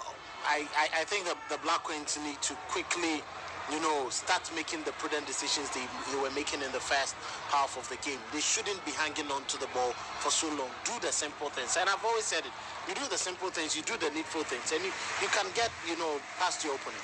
And this is exactly what you guys were saying, that if they don't keep calm when going forward, and especially at the back, and a chance maybe for Morocco, they are pressing the Black Queens into maybe making a mistake there. But then again, it's well played by the defense down the right-hand side with Stella Nyamiche, and she too runs into a bit of trouble, but the referee comes to her aid and spots the foul in the process. Kim Lasbeke is fuming on the touchline. This game should have been done and dusted because the chances that the Black Queens have had since taking the lead, this game should have been done and dusted. We shouldn't be at the moment trying to get a second goal and trying to win the game all over again because Kodua had a decent and wasted it. Princess had a decent and wasted it, and it has come back to haunt the Black Queens. And at the moment they are pushing and trying to win the game again, and it's not the best because at the moment the momentum is on the side of the Moroccans. Roy Holocaust, I think, has picked up a yellow card. I don't think it was for. I don't think it's for. I think it was for this. yeah. It was for the assistant coach of Morocco. But So she's Loka is making a complaint. no, she needs to stay away from the referee. They need to focus on the game. They need to focus on the game. I think it's something that is with the game. She keeps trying to talk to the referees, and I don't think it's good. Bellingham. So we alone, we have Bellingham and Vitinha. Proper combination. Bellingham and Vitinha. The Black Queens have it all to do once more. 60 minutes played at the Prince Moulay Abdallah Stadium in Morocco. Just exactly what the Moroccans would have wanted. That equalizer, they went and searched for it, they got it, and now they are seemingly with momentum in their favor. Sterling Mitchell does well to keep it in play down the near side. Looking for Chantel, finds Chantel in the midway park of the Moroccan half. Back to Bosha Boachi, just around the center circle, sends it to the left-hand side where Josim Bonsu is stationed. She cuts inside, sends in a low cross into the feet of Doris Bedou. The touch, the weight of the pass was a bit too heavy. Alice Kusi with the first feel of the ball, plays into Grace Asantua. She runs into a bit of trouble in the shape of Bardi, and she's forced to play back all the way to Susandia. Now the referee pulls play back for a foul by Chebak, and now she too goes into the referee's book. But I think that she's actually agitated the referee with her complaints, with a consistent talk, and you know it was obviously coming. And once she got herself into the foul, and the referee had to just give her the yellow card, and that is why Efsin is trying to talk about Chantal Boyloka getting away from the referee. Once you get into the face of the referee too much, you just agitate, her, and then any mistake from your hand, yes, you just get it. You become an easy target for the ref. But to mention Chantal, I've not seen a lot from him in tonight's game. Yeah, from her, she hasn't really been her best in the last two games that we've played. The Mexican wave at the stadium. And she'll score and silence them again. But then again, you do feel as though they've not cracked from the presence of the fans, but it's due to that onslaught in the past 10 minutes that led to the goal. Absolutely. I think the performance, when I summarized the first half, I said they needed to maintain the first half performance. But when they came back in the second half, maybe just complacency setting. And I think maybe they thought the Morocco's firepower had died. And it's just unfortunate that they allowed the Moroccans back into the game, and they've taken advantage of it. So, comfortable, that was needless, because I thought she should have taken the ball under control and try and send in the cross or try and find a good pass. But she rushed into shooting the ball, and it's just way off target. And this has been consistent with the play of the Black Queens. They need to. Kelvin keeps mentioning them, keeps saying they need to do the simple things, and I think they need to do the simple things when at the right time, because sometimes it's just needless. Because why do you just put the ball when you have about 4 or 5 yellow shirts around you and can create a chance out of it? You just put the ball and the chance is gonna beg it. Meantime, Comfortable has a throw-in just in front of Morocco's technical area, and the leader of this women team, Okay Judah, has got the message and the tactics right since the restart of the second half to restore parity, and it's been a much improved performance from this Morocco team compared to the first half, of which we saw Comfortable. She loses possession and custody of the ball. Now Chebak trying to find Musudi, runs out of room. That was a good cover there from Susan. Yeah. And Juradi turns inside with a crossfield pass, looking for El Haj. And she can't quite get past Josim Bonsu, who I must say has been defending very resolutely for the Black Queens. Because Santua picked that one up. She was trying to link up with Chantel upfield.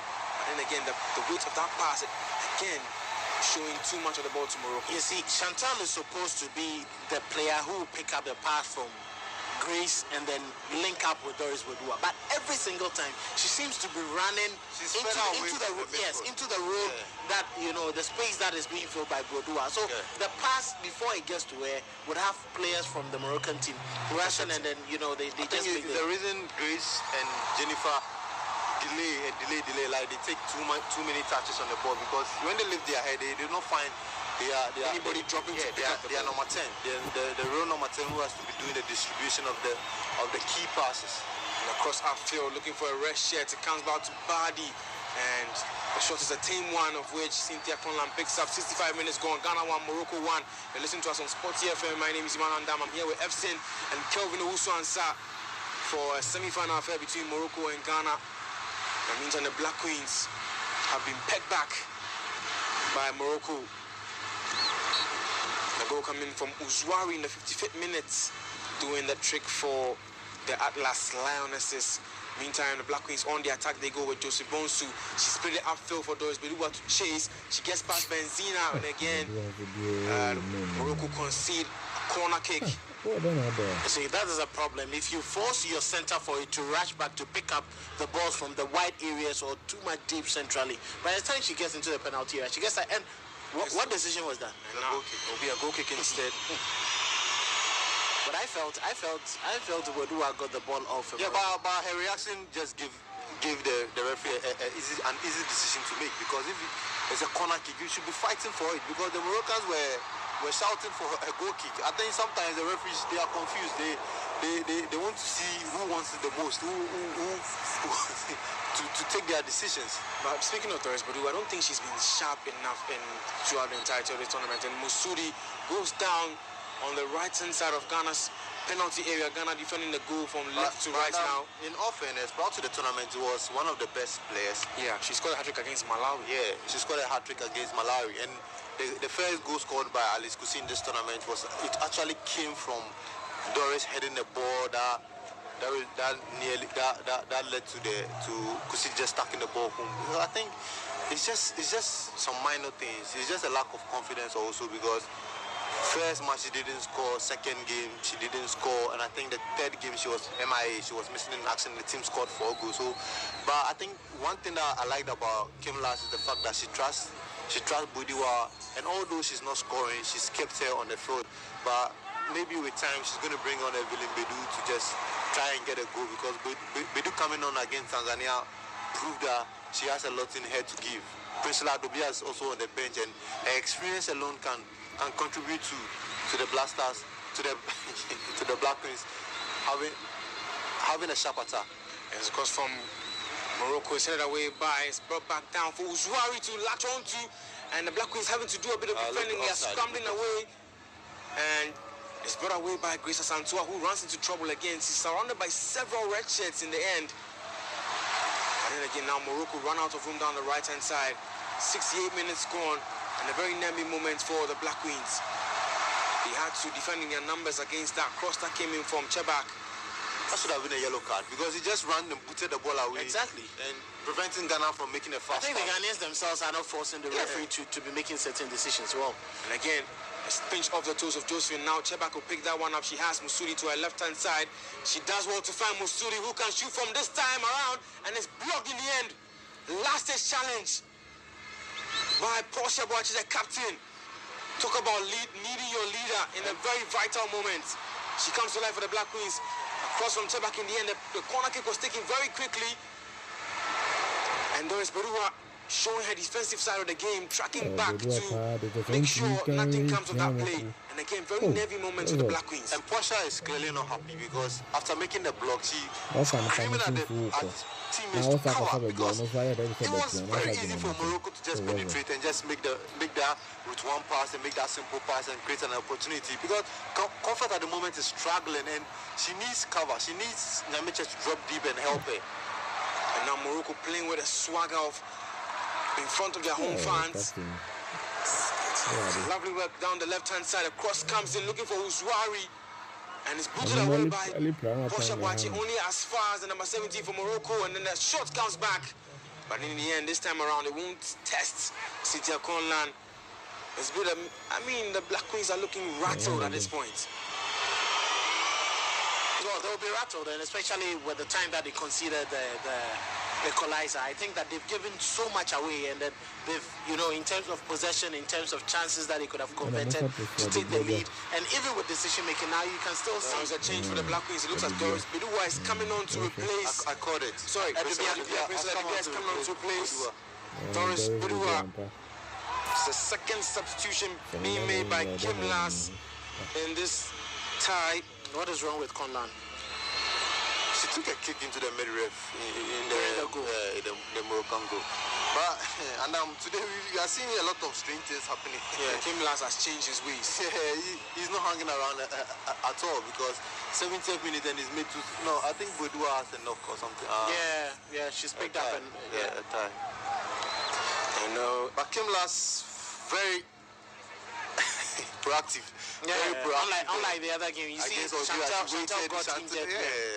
Today he has been very proactive and he's made a substitution. He's brought out his cars. I think maybe they alerted him that you can make as many as 5 substitutions in this tournament. So Maybe he just doesn't trust the players. Yeah, I've mentioned that too. Because there's someone like Ernestina Abambila on the bench, and Abambila is a fine player. I don't know what's happening to her. Maybe she's not on form, but she hasn't been used at all in this tournament. But once you've brought the player to the tournament, when it gets difficult, the profiles are very much evident. Allow them to play. This goal shouldn't have been allowed to That's happen. complacency. And I think that I'll blame the captain too. At least she should have just rushed, onto the ball. But I think she thought the goalkeeper was going to come. Because the goalkeeper had come into If she had come, she would have narrowed the angle. Yes. And the control from the Moroccan wouldn't be as smooth as she had. She was just not brave. As a goalkeeper, you need to be brave and command your area. And she has the height too. Any less touch is a foul. I don't know if you saw her picture with Gabi Asari Chedako. Gabi visited them. Yeah. Gabi's height. Gabi is tall. She's taller than Gabi. She was on the same height of the Algerian goalkeeper. Yes. The Algerian goalkeeper that we were talking. Yes, she's taller than Gabi. So if you have such a huge frame, you should come up and scare opponents' attack. And that is what the likes of Donnarumma, Courtois, and the likes do. Meantime, the Black Queens will play out from the back. She's Some bit of sharpness. comfort here, boy. And now here's Jennifer Kujo, who needs to wriggle away from that situation. Places Sophia of Selena Meche, and she just gives away custody of the ball again. Morocco doing their best to win the 50-50 balls. On the ground, the attack is with Badi. And the referee stops the play out of sympathy for 2 players who have gone on the ground just around the halfway line for treatment. It is Chebak and You rush yourself into problems like these to get injuries whenever you are not decisive in giving simple passes. You see, when Stella got the ball, Jennifer was still waiting. Comfort here was to her right. Just pass the ball to where she can just snap it crossfield. I think when Alice Kusi came on, we have barely fed her. She's one of our most trusted weapons. This is painful clash of knees. It could just end the game for you. Chebak against number 6, Jennifer Kujo. A knee-to-knee collision. And she's feeling the effect of the knock as she stayed on the ground with the medical team coming to her aid. They'll put up. That's a good sign. That's a good news for a good team. And it looks like the play will restart from a drop ball. 73 minutes gone at the Olympic Stadium in Morocco, the Prince Moulay Abdallah Stadium. And as I said, there's a sea of red shirts as the fans have made their way to the stadium to rally on the players and support them as they're trying to make their way to a consecutive final appearance in the Wafcon. They made it to the final in 2022 and only just lost out to South Africa and 2-1. And Morocco did themselves in the qualified for the 2023 FIFA Women's World Cup, and they were knocked out in the round of 16 by France. They suffered a 4-0 loss in that one. In that same year, in 2023, nominated for the Best African Team by CAF. Meantime, on the Black Queens go on the attack, and then again the ball from Jocelyn Bonsu looking for Princella Dubia was overcooked, and she was trying to press Emichi in that one. And Chebak again, springing into top gear down the left-hand side, plays it back to Musuri. Number 19 was going for a goal, and she found a yellow shirt in the process, and it's an all-hands-on-deck approach from both teams. Ghana doing a lot of the defending, and Morocco doing a lot of the attacking at this point. Jocelyn Bonsu coming under a bit of pressure down the right-hand side. And she finds Alice Kusi in support, and she can bring it away for the Black Queens. Into the feet of... Why was Asantua walking when we had the ball? There's a sense of complacency within Exactly. on the It's field. not about complacency. It's about the intent and the urgency. You are the player who's supposed to inject energy. Alice had the ball. She was looking for that, movement to make the pass. And Asantua was just walking, waiting for that pass. Now the Black Queens have a bit of defending to do.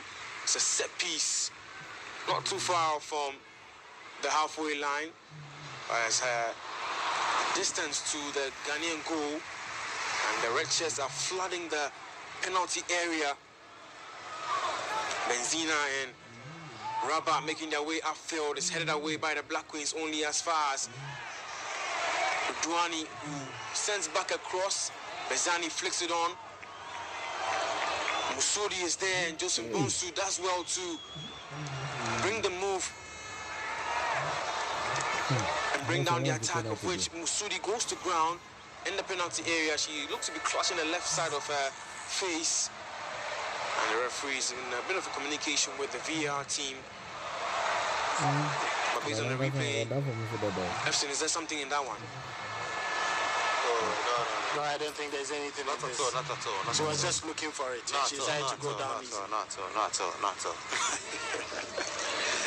The referee has been very strict, and there is a What is the long checking this? And mind you, Morocco have been awarded a penalty in every single game prior to this clash. and what are you trying to say?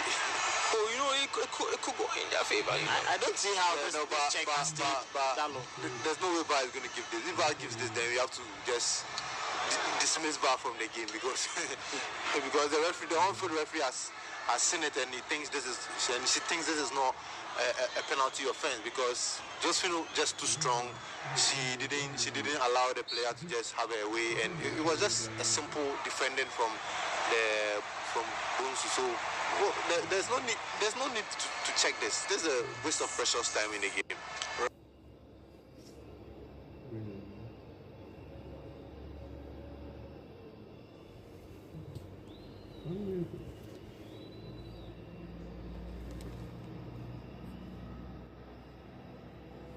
Losing out. Sydney back on her feet. Steaming down again. Just shows a little too much of the ball. So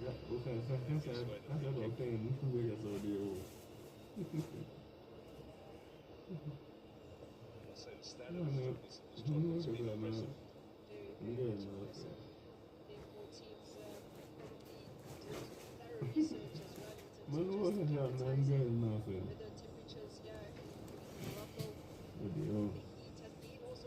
Ujo plays it back to Suzendia, who plays it back outfield looking for Pensela Dubia.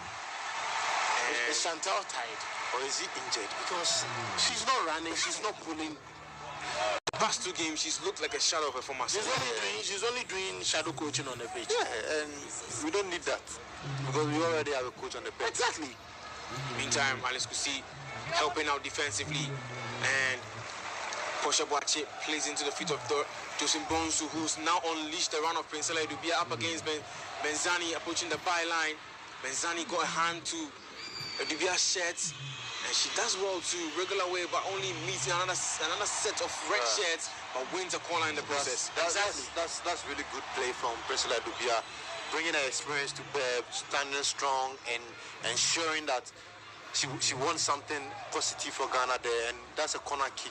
They need to make the most out of this opportunity because under 79 minutes played, and if Ghana should get a goal, I think it would be the winner. It would be the winner there. So they need to make the most out of this set piece opportunity. Well, they need to make the most out of it. The same way they got a goal from a set piece, or as a result of a set piece, Stella Namicha is standing over this free kick. So this corner kick, and the goal scorer will be looking to turn into a provider from this one. It's on the right-hand side of Moroccan half. The cross comes in, and into the side net is a poor Stella cross from Stella Namiche. Let think that was a poor delivery, and it was quite surprising she decided to give that away. When I saw her on the ball, I was like, why is Portia not taking this? Because I think Comfort. Yeah, why is Portia or Comfort not taking this? Because their crosses have been really effective and has been more threatening as compared to Stella Nyameche. Stella passed on with pace, and her pace and trickery is very impressive, but I'm not seeing enough from her in terms of the crossing the ball, in terms of making the right channel passes into decent areas. So I'm not surprised with the outcome at all. Well, it's anyone's game with 10 minutes to go. We are approaching the dying embers of the game. Pensela Dubia giving chase to that ball. She manages to keep it in play up against Ait. El Haj plays it back to Jocelyn Bonsu, who skips inside, plays into the feet of Alice Kusi, gets past her marker. She will shoot from distance. It's headed away in the end by Morocco. Only as far as Comfort Yeboah, who swings back in across. Chantel picks that one up back to Risa Santua with a shimmy there. And she was trying to play it back all the way to Comfort Yeboah, but in the end, the referee raised her back onto her feet. And Chebak picks it up for Morocco. Finds Badi. And she's brought down by Stella Nyameche just around the halfway line. Well, she just had to do it. She just had to commit the foul and take one for the team. But the referee goes back to Chantel's, Now tackle Chantel, on a yellow card. It was clear. It was clear that she just had to go into it. And That was a tired tackle.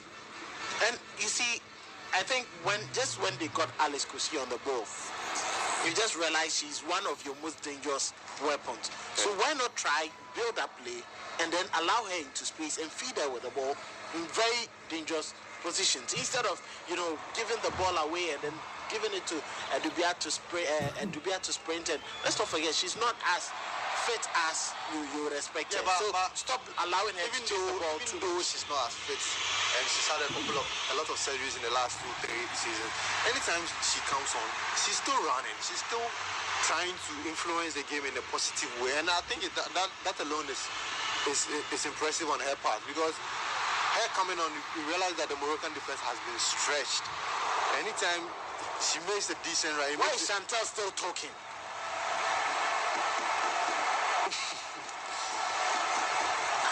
It's quite disappointing to see her continue to make complaints, and I don't think it helps anyone. She needs to focus more on the Exactly. 8 minutes to go. Morocco 1, Ghana 1. You're listening to us on Sport TFM. It's live commentary of the semi-final affair between Morocco and Ghana in the ongoing Women's African Cup of Nations for a place in the final. Nigeria already punched their tickets into the final, and the Black Queens on the attack. The goal is 3 versus 3. Stella Nyameche brings it forward. She has Pensela Dubia making the run into the penalty area. She was trying to find Chantel on the end of that pass. She was making inroads into the penalty box. And again, Dubia was clearly the better option. Just feed it onto a pass. final decision again. It was spread well by Rabat. And Morocco just cleared their lines in the end. 7 minutes to go. Chebak into the feet of Rudouani. Back to Chebak on the halfway line. Turns inside to the right-hand side. She's found Badi, who's been instrumental since coming on for Morocco. El Haj back to Badi. Now Rabat turns inside. And she's brought down, says the referee. It's a free kick in the promising position for the Atlas Lionesses as they push on for the win. At 7 minutes to go, it's Ghana 1, Morocco 1. And it's evenly poised as we are approaching the dying embers. We could be heading to extra time in this game as well. And that's when tired legs could set in. Already the Black Queens played extra time against Algeria, and they have to be separated by penalties. And Nigeria will be enjoying this if they should go into extra time, because they play their game, they are well rested. At the moment, they are just watching and enjoying this game. And if you go into extra time, that's more tired legs for any of the teams that are going to win. Especially for the Black Queens. Yeah. They played 120 minutes. Morocco finished their game. And it's clipped in by Chebak.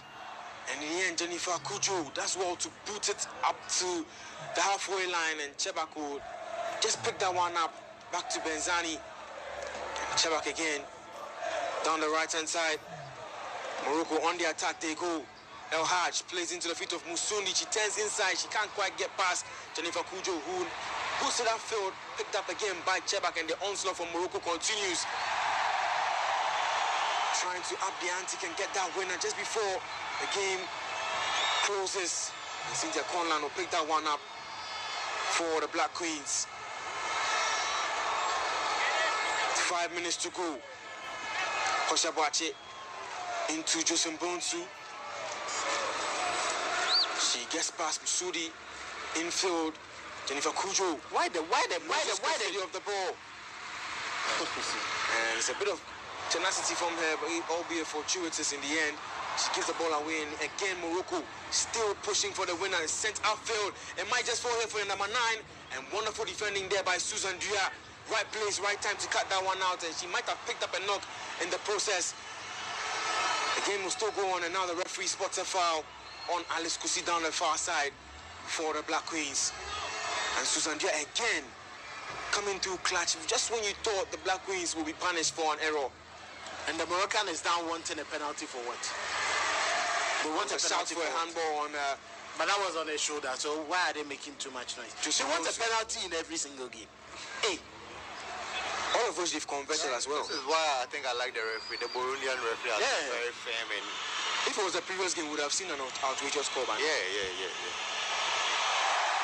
Meantime, captain of the Black Queens, Portia Boache, does not go long. She plays his shots into the feet of Susan Dua, who now goes long looking for Stella Nyameche, and she does well to keep hold of the ball. She's running towards the byline down the left-hand side of Moroccan's house.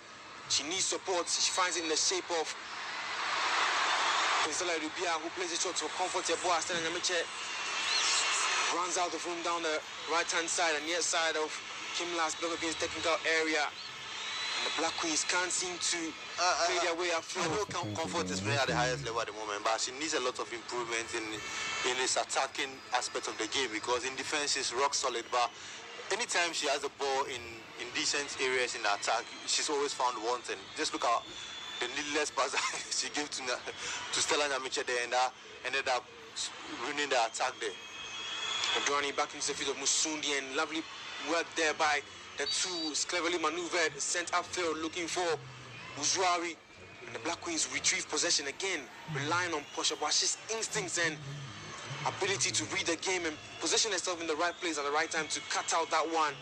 Alice Kusi is being found by Josim Bonsu down the left-hand side, the right-hand side of Morocco's area, and she beats a marker, sends in across. She was looking for Pensela Dubia, who was lurking in the penalty area, and there's a corner for the Black Queens. And that is what I've always been talking about. Alice has been injured. She's been out of the team 1 or 2 times. She's clearly one of our most dangerous weapons.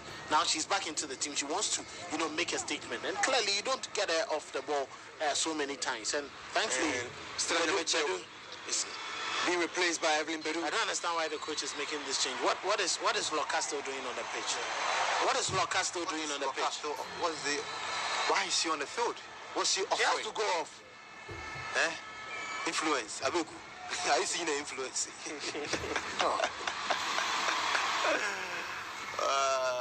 There's a third change being made by the Swedish tactician Evelyn Bedu, who has got a goal in here. 2 minutes to go in regulation time, and these two cannot be separated. A cross that comes in from Chantel is headed down by Princella Dupia, kept in play by Evelyn Bedu. An introduction finds Alice Kusi, turns inside with a snapshot. It's blocked by a red shirt and booted to safety by the Moroccans. 2 minutes to go. Boshabachi picks this one up at the center circle, sends it back looking for Chantel, drops for her, plays it back to Josim Bonsu. And the midway point of Moroccan's territory is headed away in the end by Rabah. And Cheba picks that one up. She's been everywhere for the Moroccans. Musuri down the near side, sends it back to Redouani. And now Rabah has been pinched off her toes by Chantel. And Rabah does well to gather her for the Moroccans. And again, play is stopped for a foul. That's a poor decision from the referee. Where's the foul? Robert tangling for the ball and she went into it. 89 minutes gone. We're seconds away from ending regulation time with injury time still to come. And it looks like a draw is in the offing for both of these teams. And the Black Queens could be heading for another extra time affair. Morocco play out. And Rabah makes her way outfield. Redouani in the left back position, trying to find Cheba. She does well to find Cheba, and Cheba does well to play it back to Rabah. It will be 5 minutes of additional time. Benzani picks this one up just around the halfway line, plays into the feet of Mrabet, and now El Haj plays it up, looking for Bardi, and Posha Boache, the 35-year-old, resolute in the heart of defense for the Black Queens. He boots it upfield towards the halfway line. You know, when Portia is on the ball, you can always trust that she's not going to make a mess of it. You know, she does the simple things, the needful things. If it's a quick pass, if it's a clearance, if it's a pass, if it's a shot, you know, if it's a cross-field delivery, she definitely lets you understand the difference between her maturity levels and that of the rest of the team. It's a veteran showing the experience with true quality out on the field. In the meantime, Morocco have a free kick, and the Black Queens have a bit of defending to lose. Played into the penalty area. There are several red shirts in the box. It will come back to Roberts, and it's headed away in the end by Evelyn Bedu. Comfortable picks it up. And it's Grace Antoine, and the referee will stop the play. I thought because head injuries, she should have stopped it immediately. Yeah. Even though she wasn't calling for a foul. It looks like Evelyn Bedu has come off rather worse from that challenge. The referee is signaling to the technical area to make their way onto the field, and it looks like it's getting feisty out on the field as the Moroccans are showing a bit of displeasure at the Ghanaian players. You know, I think they just want to intimidate some of the players, but, you know, Jennifer Kucho is not going to have any of that. Yeah. She's not going to have any of that. Yeah, it was a coming together between Evelyn Bedu and Roberts. A clash of heads. The referee had to stop the play.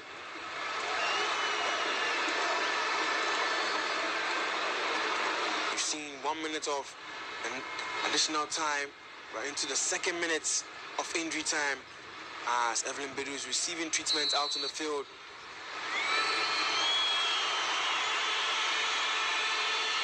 Just hope that she doesn't go up because of this. She doesn't have any contusions, but gladly she's been able to sit, and then we just hope that she'll be treated and she can play the rest of the game. And thankfully, it's getting to the end of, you know, the added minutes. So once she's able to go, at least she can have a very good rest, and then she can get back for extra time if no goals are recorded in the remaining 2 minutes. Exactly, if no goals are recorded in the remaining 3 minutes or so.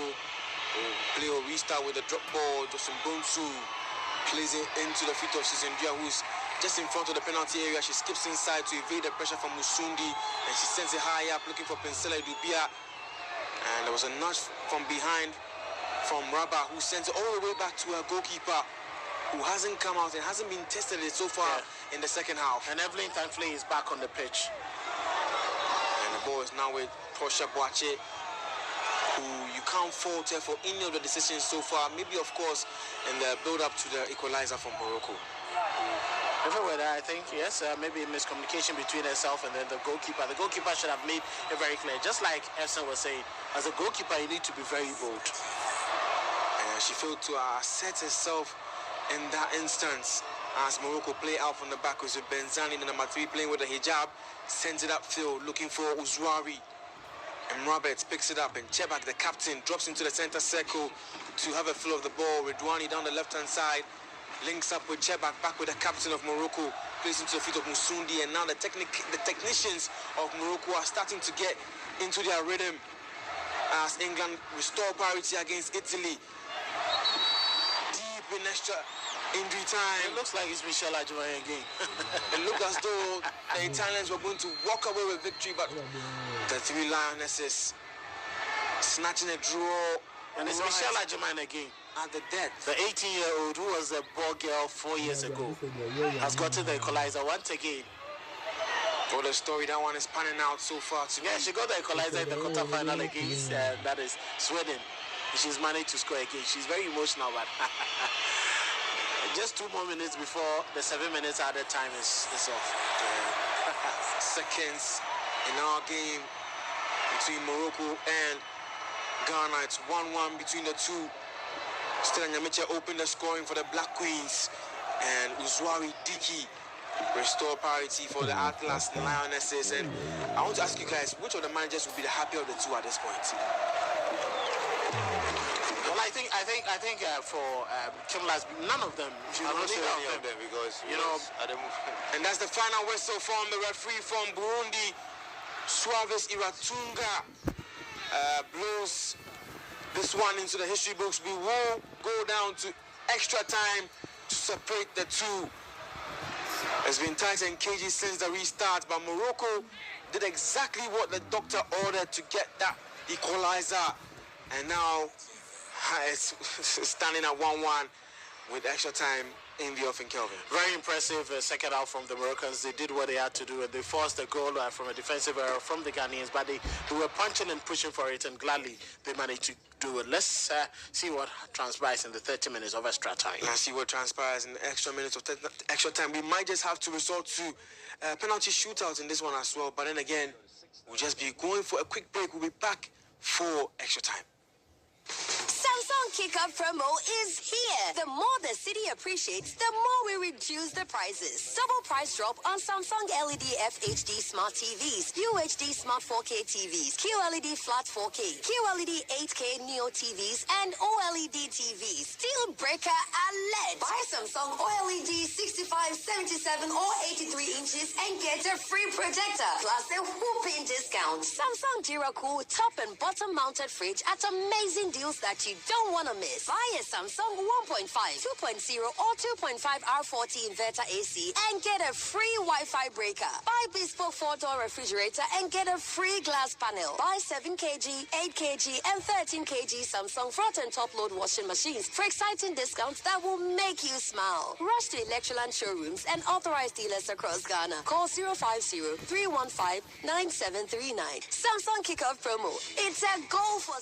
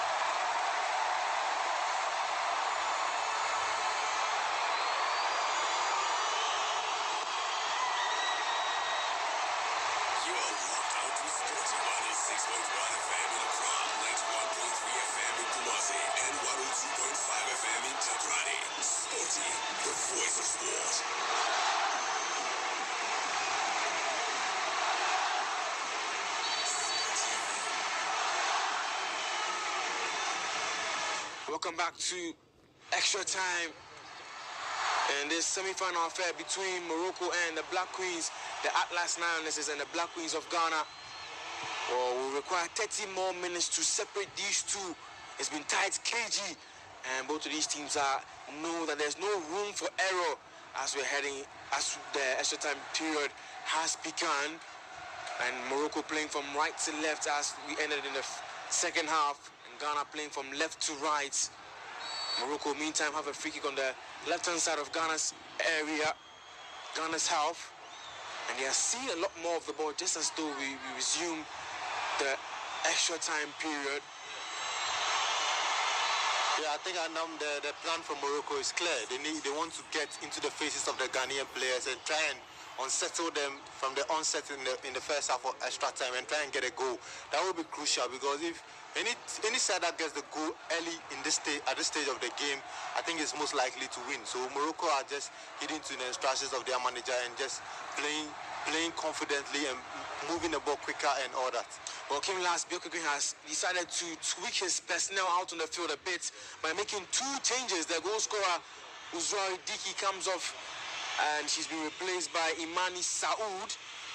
And Usudi, who was wreaking a lot of havoc down the left-hand side, has been replaced by Tegmo in the number 11 shirt. And so an injection of fresh legs. And I think there's been a switch also from Ghana's point of view, because Kimlas realized that the Moroccans are overloading the right side of Ghana's defense. So, and Comfort clearly was struggling, and that led to the equalizer. So I think Chantal has moved to the right side for Ghana. Has moved to the right side for Ghana, and at the moment she's helping. She does well. She does well in covering for Comfort, and experience also has come in very, very, very, very, very handy for the Black Queens. And the Black Queens again feeling the pressure, and the attacking onslaught from Morocco continues. They have it in the center circle. It's spread to the right-hand side. Ait El Haj picks that one up, the rampaging fullback. She spots the run of Imani Saud, number 20 shirt, and her cross back was a poor one, and she finds the roof of the Ghanaian net. And Cynthia Conlan will pick that one up for a goal kick.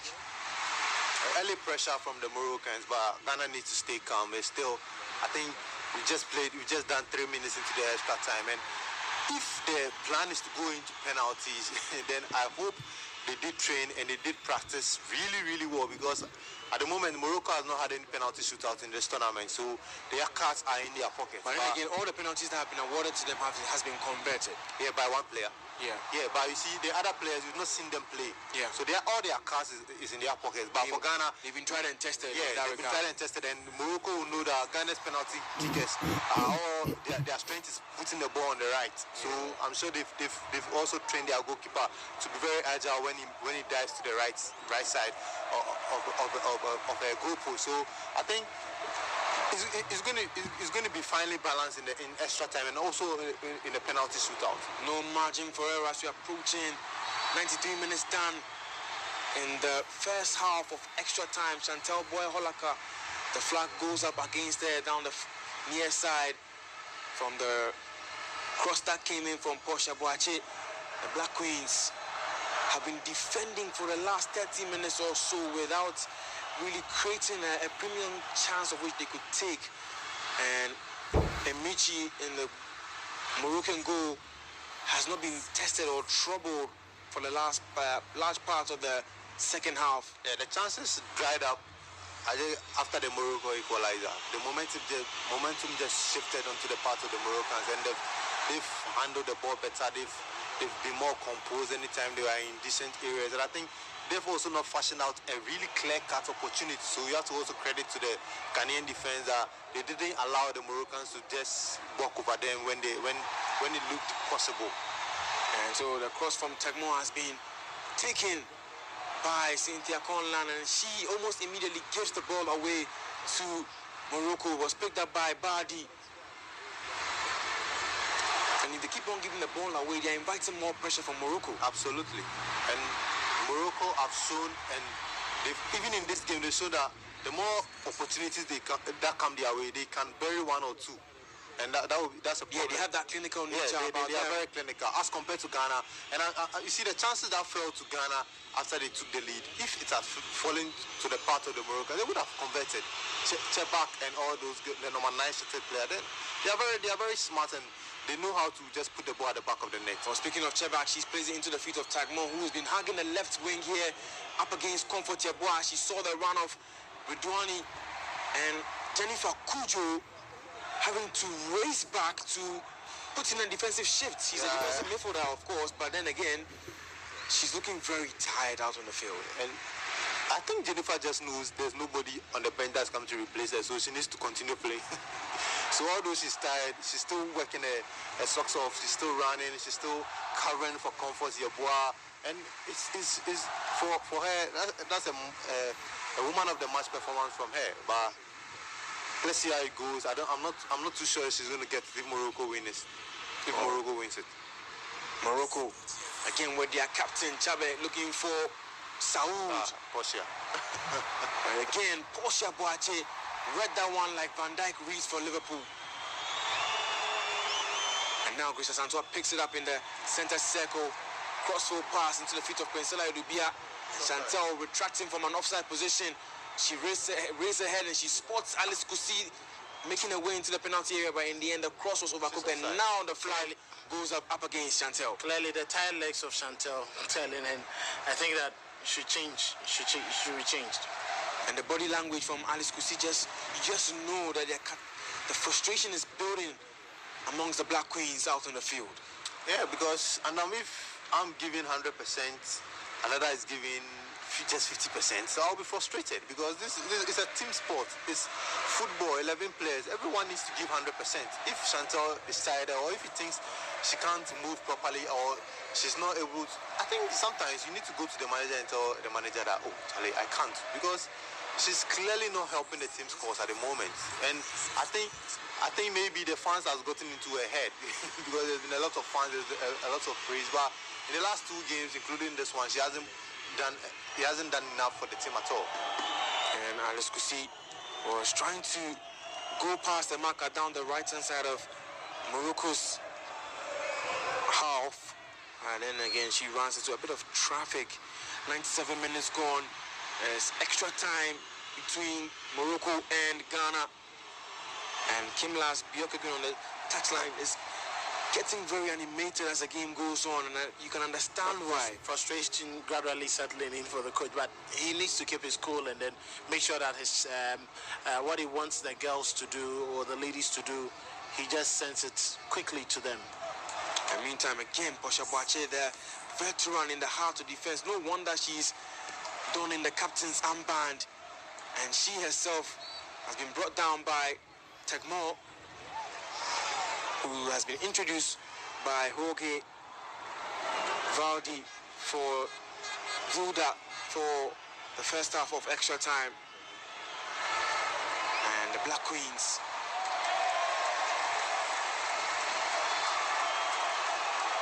have a free kick played into the feet of Chantel down the right-hand side. And there was no one to support her. She gives the ball away again, and she's engaging in a tussle to try and win it back. It comes back out to Comfort Yeboah, who swings in across, trying to catch the goalkeeper off guard. And in the end, it nearly happened for the Black Queens.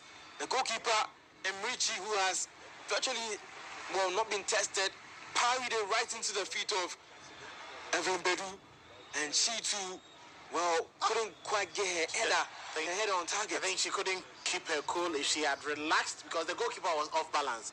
Just relax and pick it up on your chest and then slot it home. But yeah, you can't also blame her, because she was unaware. She didn't think the goalkeeper was going to drop.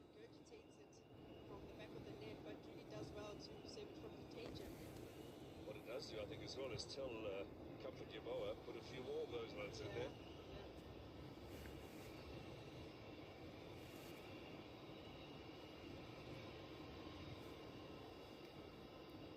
Trying to set things up, but in the meantime, here come Ghana. Adobea. Boyflockner waits in the middle. Is that a foul by Rama? No, says the ref. Went down a bit too easy. No, that's going to stop the game. Call on the medical team.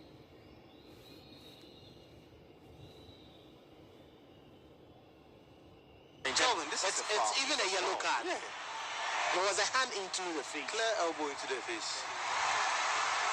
And Chantel, Yeah, clearly remonstrating to the referee that it's a foul. See, But that's a foul. Yeah. No attempt to get the ball. Get the ball. and it's surprising because you expect that the linesman or the lineswoman will lift the flag. yeah. Closer to the action also. And the free kick looks to Pensela Dubia on the ground is receiving treatment. Eyes block. FC. Oh, but his eyes block. Oh, his what? Yeah, his eyes. Ice block. His eyes, yeah. So it's just ice block and DPs we have in the kit. Charlie, where's your ass?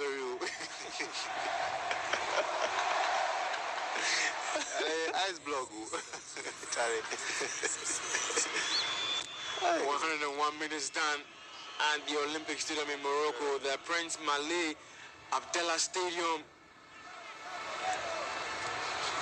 And it looks as though Kimlas Bjorkegui might just be making a change.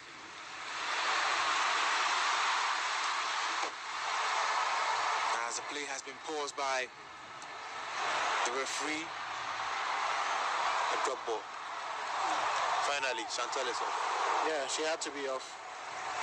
And so it is Sharifatu Sulemaila coming on for, I think it's a first piece of action. Yeah. So why was she the one at the presser yesterday? Because someone who hasn't played it. It is a fourth change being made by Kimlas Bjorkegui. She's not moving too well.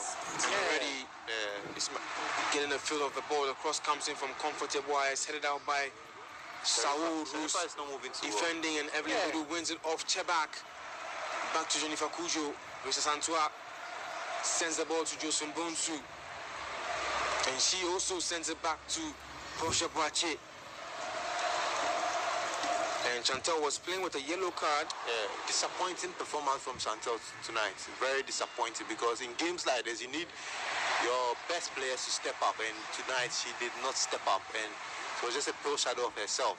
Maybe. And Chebak in the engine room does well to maneuver that play by Tegmore.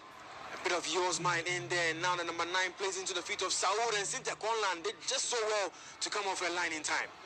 Well, this time around she read the situation, but I even think she was late. You know, her awareness and then her movement off, her line is a bit too slow for me. But I think that was a very good build-up from the Moroccans. And clearly, you're seeing that Ghana is getting tired. The 120 minutes played against Algeria is telling on the team. Cynthia needs to find a club after this tournament, because if he's going to continue being Ghana's number 1, then he needs a club. She needs to play consistently, and that will bring out the sharpness in it, because you can't stay at home for nearly a year, if not for the couple of friendly matches that the Black Queens played prior to the tournament. So imagine we would have taken a goalkeeper who has not played in nearly a year to a tournament. That doesn't even speak well of Ghana's football, and as one of the powerhouses in women's football. So I think she needs to find a club. If indeed she's our number 1 and they trust her, they should find her a club. There are many clubs on the locals in that doing so well. There's Harakis ladies there. She can come in and help them. There's police ladies.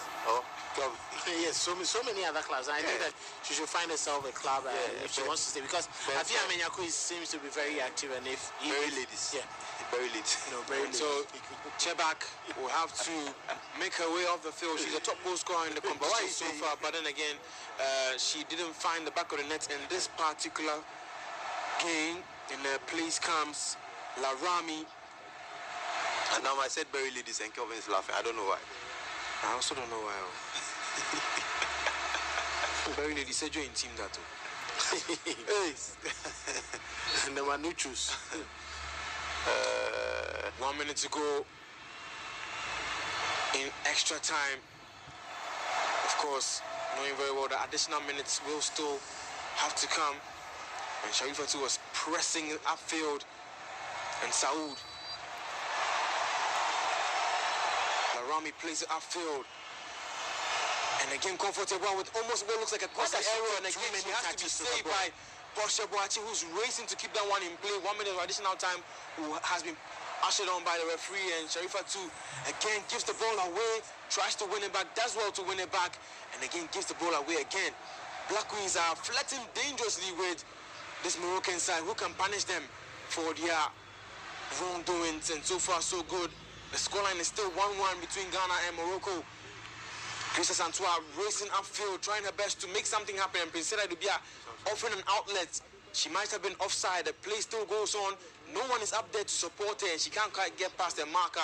So finally, the flag goes up. Flag goes up. And I think Asantua is always delaying with the pass. She tried to go through an array of ladies, but just release the ball as quickly as she can. And just back to the incident in Ghana's, defensive third, Comfort Yeboah, just pass the ball to the goalkeeper or put it away for a throw-in. Just a case of overconfidence, and I think maybe she thinks she cannot be replaced. And no, there's nobody on the bench to take her place. But now I'm looking at something interesting, and I think the four penalties, the four players who took the penalty for Ghana in the last game against Algeria, at the moment only 2 are on the field. Yeah, 2 of them are off.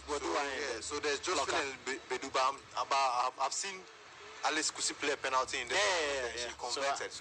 And maybe, just maybe, Sharifa too she's that good to take a penalty.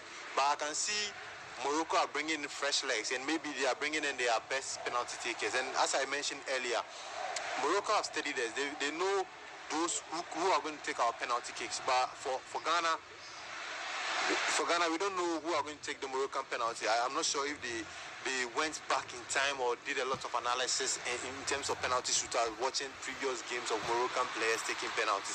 If they did, then they will have a fair idea. But if they did not, then I think it's going to be very difficult for Cynthia Collins to make saves in this one if the game should go into penalty shootouts. But at the moment, half-time of extra time and a few pep talks, Kim Lasbjörk-Green is talking to her players, and I'm sure she's telling them to keep the energy and keep the fire.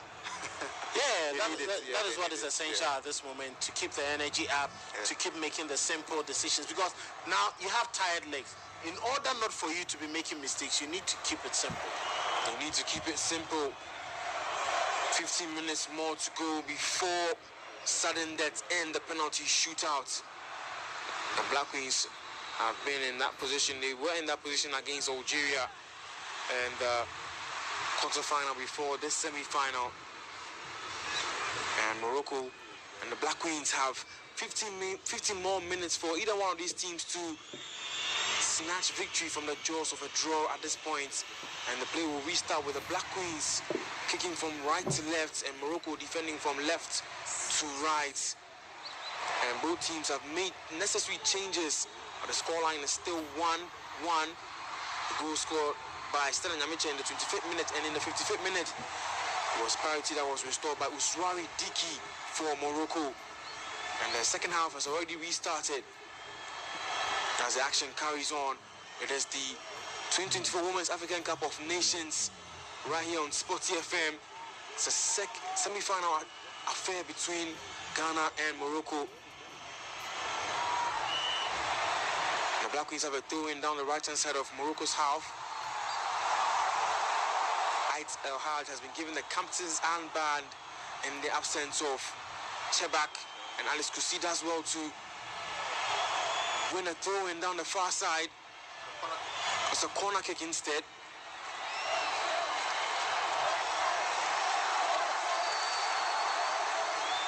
Ait El Haj is complaining to the referee, and it's a set piece maybe for the Black Queens to nick in front, and it's Grace Asantua who stands over this one and to take it.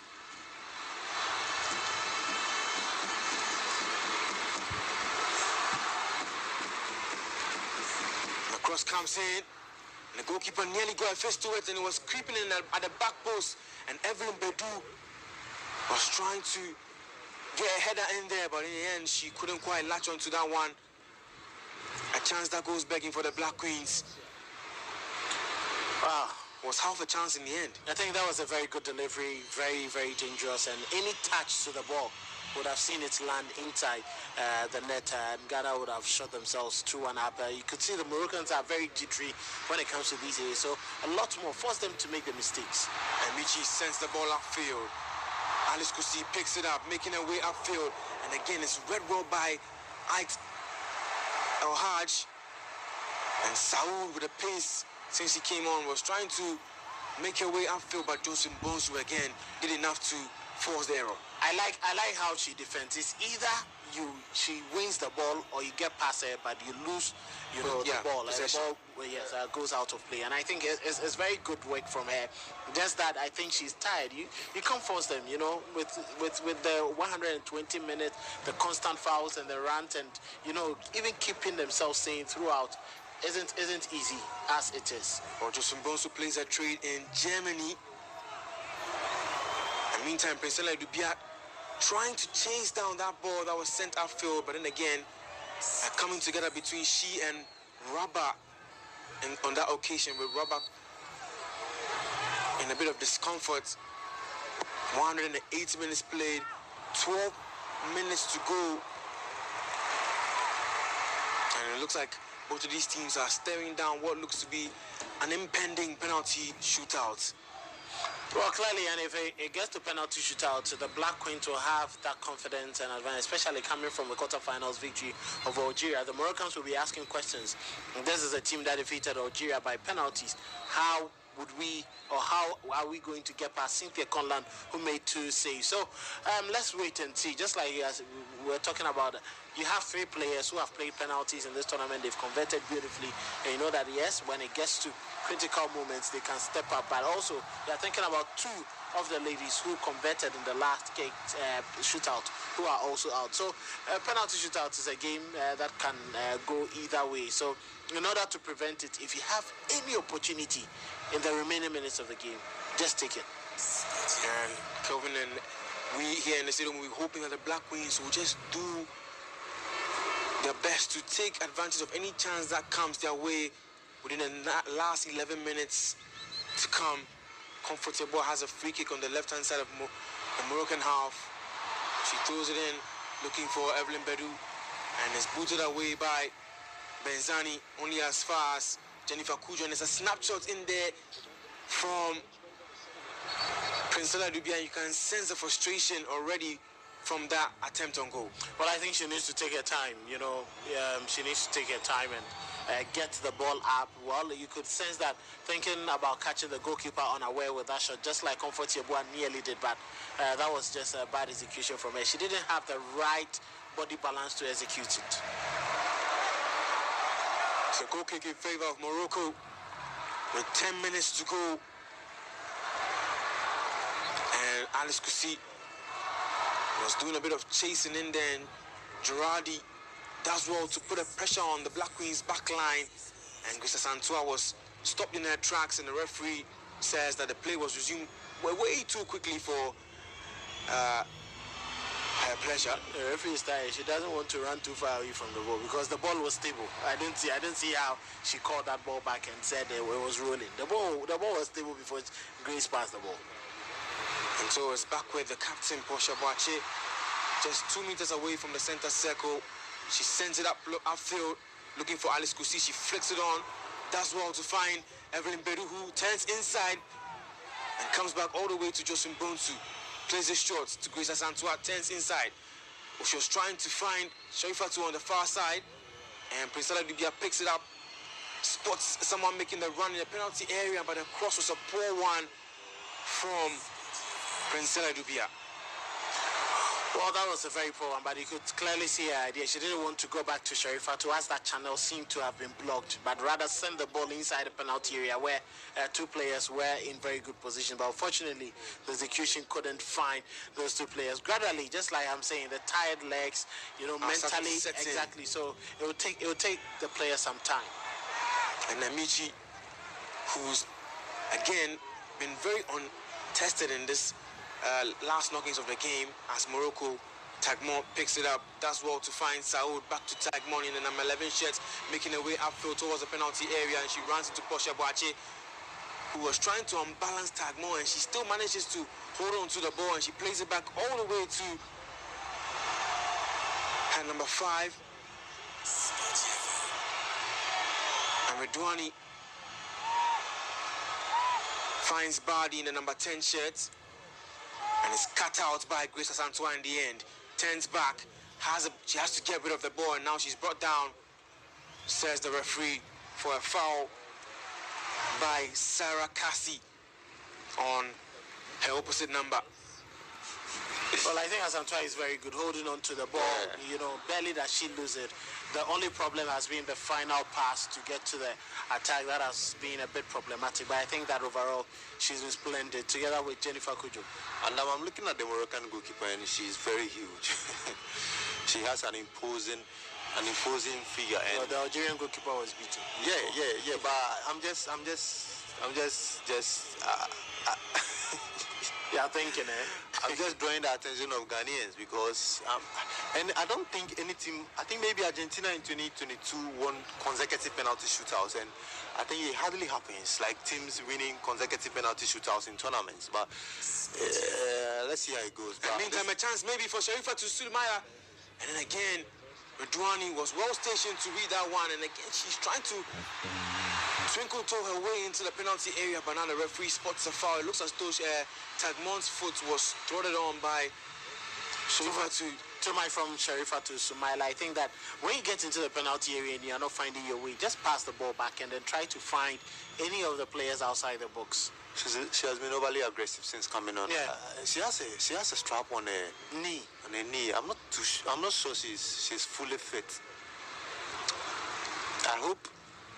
I hope people out there ask Kim last, because I'm sure they took a lot of players who were not too fit, because I think it has resulted in him not being able to release his cards when it matters, like in quicker time. But today we've seen a difference, but that is because he was forced. I think his hands were tied because when Doris came off immediately, we saw eyes on the right side. He had in mind knowing very well that the team played extra time in the previous game. So if anything, the changes had to maybe come early. Okay, that's fine.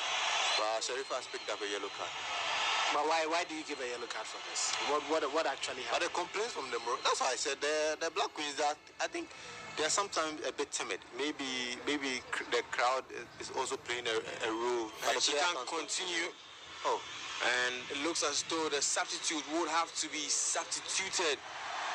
That is Fatima Tagmo. Tagmo will have to be replaced.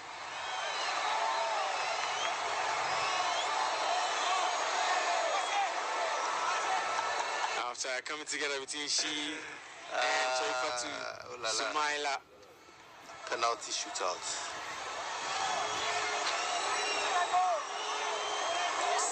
And it looks as though Kenza Chappelle, who plays a football in France for Strasbourg, has been called from her warm-up session, and she's already taken off her bib as she prepares to make way onto the field with 5 minutes to go in this one.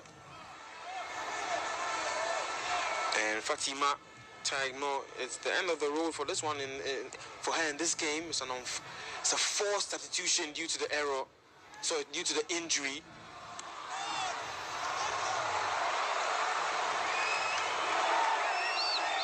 And it's Kenza Chappelle, the 22-year-old, who comes on to replace her.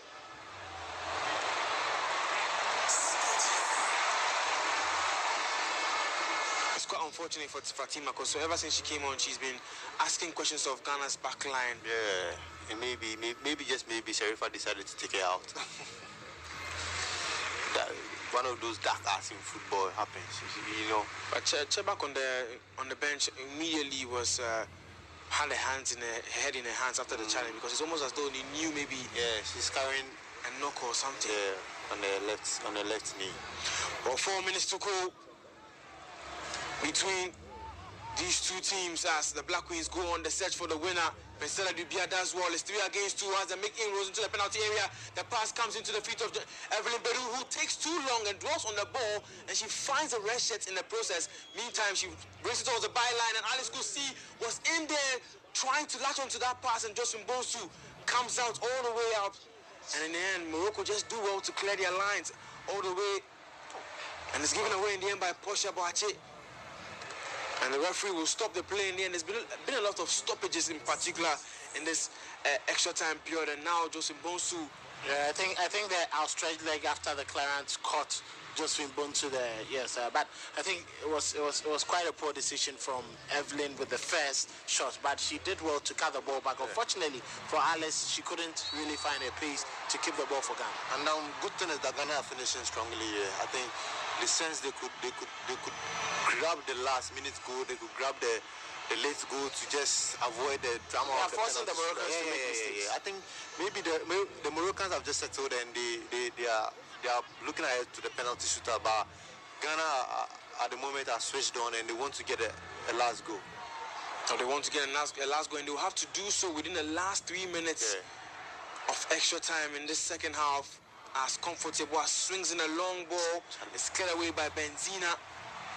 Back out to Poshabuachi just around the halfway line, and it's intercepted by Saud. And Chappelle, who was going to get a first fill of the ball since coming on, is taking off Posha is out of position now, and on they go the Moroccans, the Atlas Lionesses, and Joseph Bonsu with a wonderful recovery challenge in the end, and Jennifer Kujo boots it to safety. It's picked up by Alice Kusi, who also boots it to safety, and it's a throw-in favor of the Black Queens, just in front of Kimlas Björkegren's technical area. Well, I don't think that Portia should be forcing itself into making some of these passes. They should just take their time to make the simple passes, keep the ball, because at this end of the game, it will be extremely painful to lose on the 118th, 119th, 120th minute. Take the game to penalties, where it's a game, where either side could win. And Nigerians will be smiling, and I can tell you, because if Ghana qualifies, that's 120 minutes back to back. And Morocco, so if they qualify, that's 120 minutes. So I think in all this, the beneficiary is Nigeria. They will be enjoying themselves because they've not had any extra time. They've won all their games in regulation time, and it's positive for them. It's good for them going into the final on Saturday. Well, it's positive for them going into the final. We are seconds away from the final whistle, with penalties. I think we are going to have very much on the cards. Penalty shootouts in the England-Italy game as well. Yeah, because it's also 117 minutes and it's 1-1 between the two. Michelle Ajimai nearly getting the match winner. Michelle, we need you here. We needed Michelle here. Oh, she won't come. 118 minutes played in both. This morning when 18 years. This morning when I woke up, I saw a story that Frida, you see Black Queens match for that. Moved to Watford. And I said the Black Queens players are in Morocco. Yeah, so which Black Queens? Which Black Queens? If you're a Black Queens player, you should be in Morocco. You should be in Morocco. That's just by the way. Frida, freestyler. Oh, Frida AC. And Pensela Dubia showing no signs of tired legs as she continues to press. And the ball has been played all the way back to Michi and goal. I think the penalty shootout. Don't you think that, I just think it's time to predict the penalty. Princella will be in. Yeah, experienced player. She needs to take. You don't have to hide. Evelyn obviously will be there. Yeah, Kusi is going to take her penalty against Tanzania wasn't all convincing. Yeah, the goalkeeper go a hand to it. Yeah, Kusi. But it just shows that the right side of the right side is the most proficient for the Black Queens. Anytime they played, all their penalty kicks in this tournament has gone to the right side. But I think the height should be there. This girl's penalty was really good. Evelyn Bedu. Yeah. Evelyn Bedu's penalty was really good. Boidu also got the spot on. Or else in hold out. Meantime, 1 minute to go in injury time of extra time, and Morocco on the attack, across into the Ghanaian penalty area, of which Chappelle was legging in there, and Sharifa too has to clear the ball. It is done by Jennifer Kujo. Upfield is picked up by Sarah Cassie, and she's just lost out because Evelyn Bedu pressed her into giving that ball away. The Black Queens maybe last attempt on goal as Alice Kusi is being played through by Jennifer. The pass was just too heavy. Yeah, it was too far away from her. Too far away. And England have gotten a penalty in the 118th minute. He's going to convert. Yeah, that's Chloe Kelly. He's going to convert. And the final whistle goes in our game. And let me predict our penalty tickets. Am I allowed to? Oh, just wait to see what happens. But it looks like the referee hasn't ended the game. No, so it's a foul. Temporary hold up. Grace is on the field. And it's safe. It's a goal. Calma.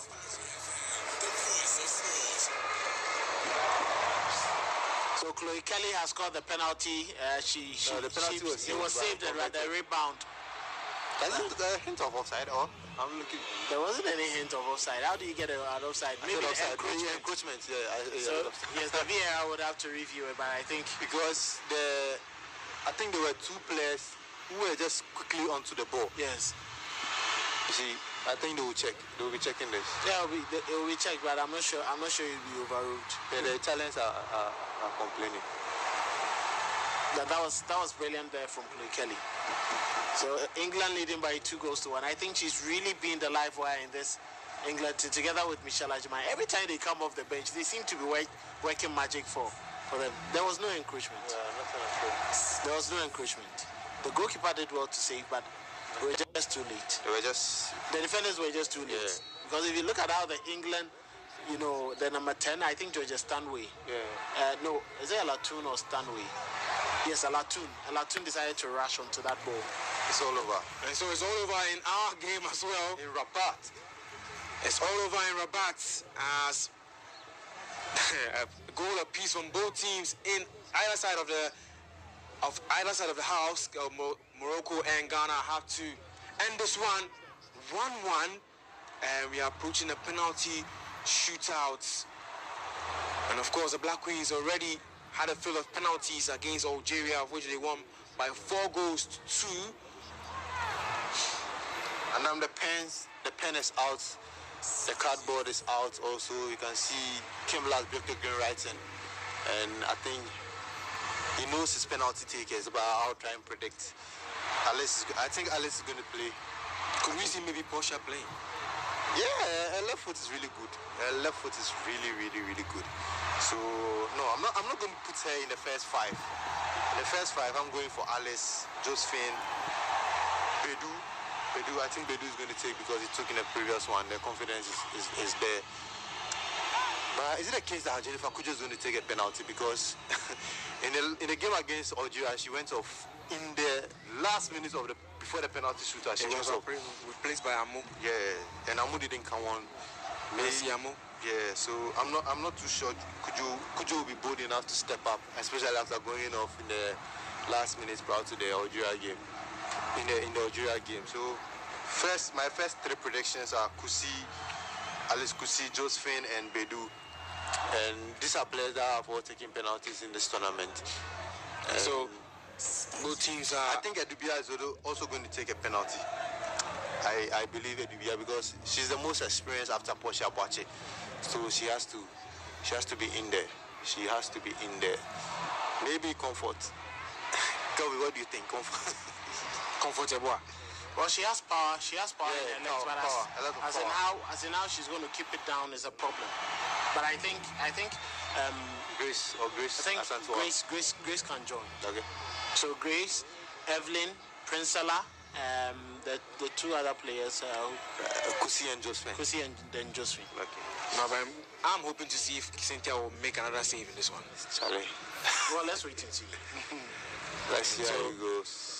I think she should be the most fearful of the two goalkeepers, especially from what she did in the previous game. Yeah. And so we are waiting the outcome of the coin toss. And both captains, Portia Boache and Ait El Haj, two number 17s.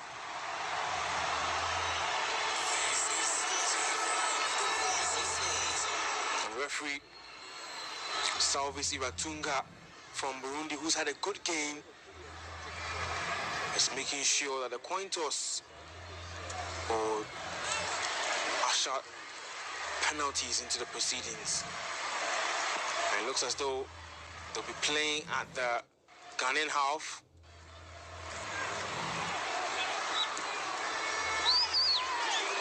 With Morocco going first, if I'm reading the sign language very clearly.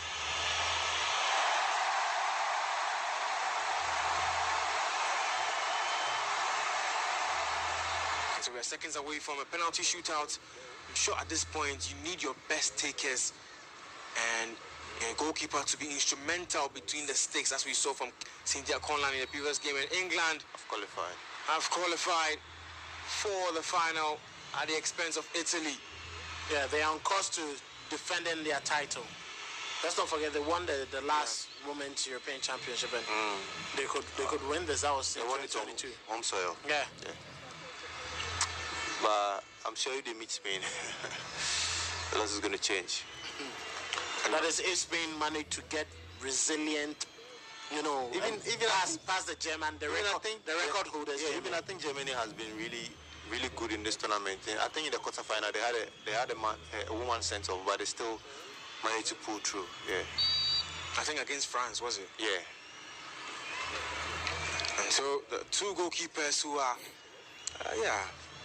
really with huge frames. It looks as though Cynthia is almost the same height as Michi. And Cynthia has to deal with the laser as well. Yeah. And all the Ghanaian players who are going to take the penalties, they're going to deal with the laser as well. And this is not something that should be happening in this day and age. You see, and that is what you talk about. If someone throws water, you complain. Yeah. But laser can destroy, can give effect to someone's eye. And CAF watch people send lasers to the stadium. No, it's not. But if you throw water, they complain that you are bringing the game into disrepute. What kind of nonsense is that? And the first to take it for Morocco will be Ait El Haj, who got the captain. Spot in the tournament. So that Shevak is not on the field anymore. Schreidi is. Yes, El Haj. Ait El Haj.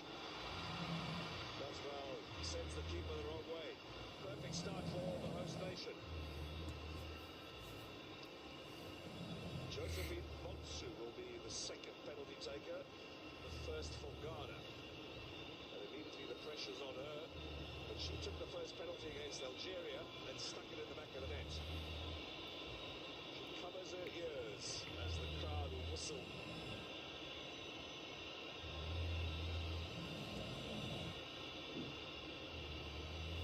Most intimidating atmosphere. I'm sure she's never been through anything like this ever before. Plays in the second division in Germany. Had one season in the Women's Bundesliga. Her side promoted and then immediately relegated. Josephine Bonsu, Berlin born. Can she deliver? Ghana's first penalty of the shootout. Does so successfully. Calmly as well as actually going down to the shops for loaf of bread. Easy finish. Easy finish indeed. She took her time. I think that long walk was just really to reaffirm herself, to shut up the noise, to choose your spot, and just give it a good amount of weight on the ball.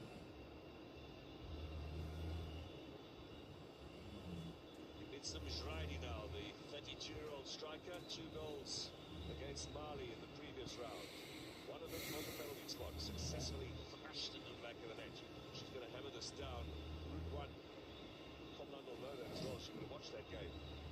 Ibitsen, Schreidi. Oh, same thing, same finish, same reaction. No chance there for the keeper. Absolutely no chance.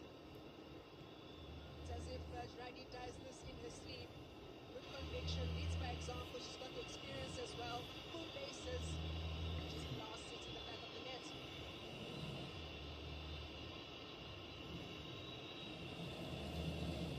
Celebration in the crowds. Morocco lead by 2-1. Ghana with their second of the night. Kusi came on as the first change. Abbas Kusi, 30-year-old, based in Saudi Arabia. Big responsibility now. Up against the goalkeeper, Reggie, and no chance there, Kusi. Super accurate. The small man, the Ghanaian fans, they're directly opposite us over on the far side. Trying to make a bit of noise amongst the whistles and jeers.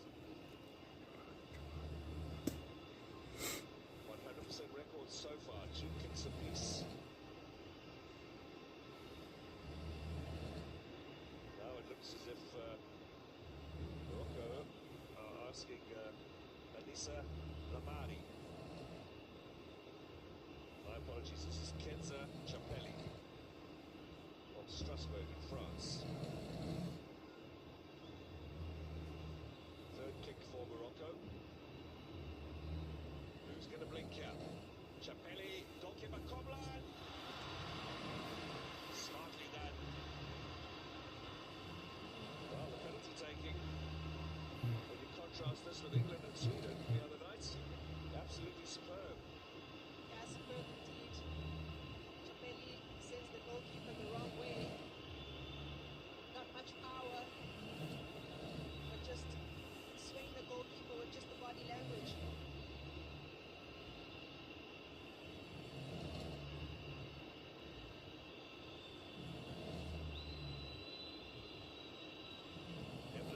Scored in the shootout against Algeria. She took the fourth kick. Now she's been entrusted with the third one because Roca and Odua are both off. Evelyn Badu, she's missed. Huge roll as Morocco go in the lead.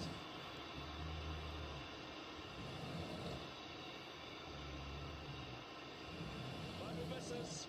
Keeper went the right way.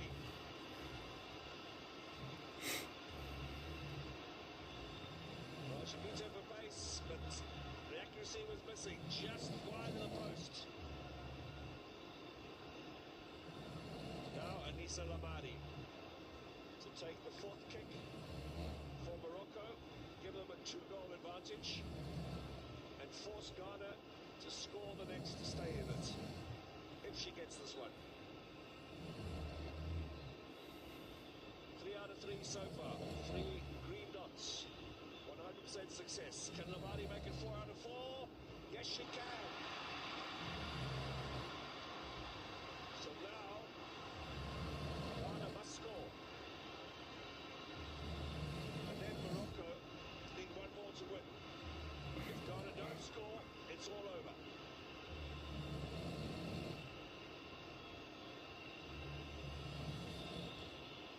Responsibility for a massive kick for the Black Queens has been handed to Comfort Yeboah, the tender age of 18. Outstanding game. Still based in Ghana. She won't be there for long on tonight's performance. Yeboah needs to score. Yeboah saved. Morocco in the final. It's Morocco, Nigeria on Saturday to decide with Total Energies Cup Women's Africa Cup of Nations.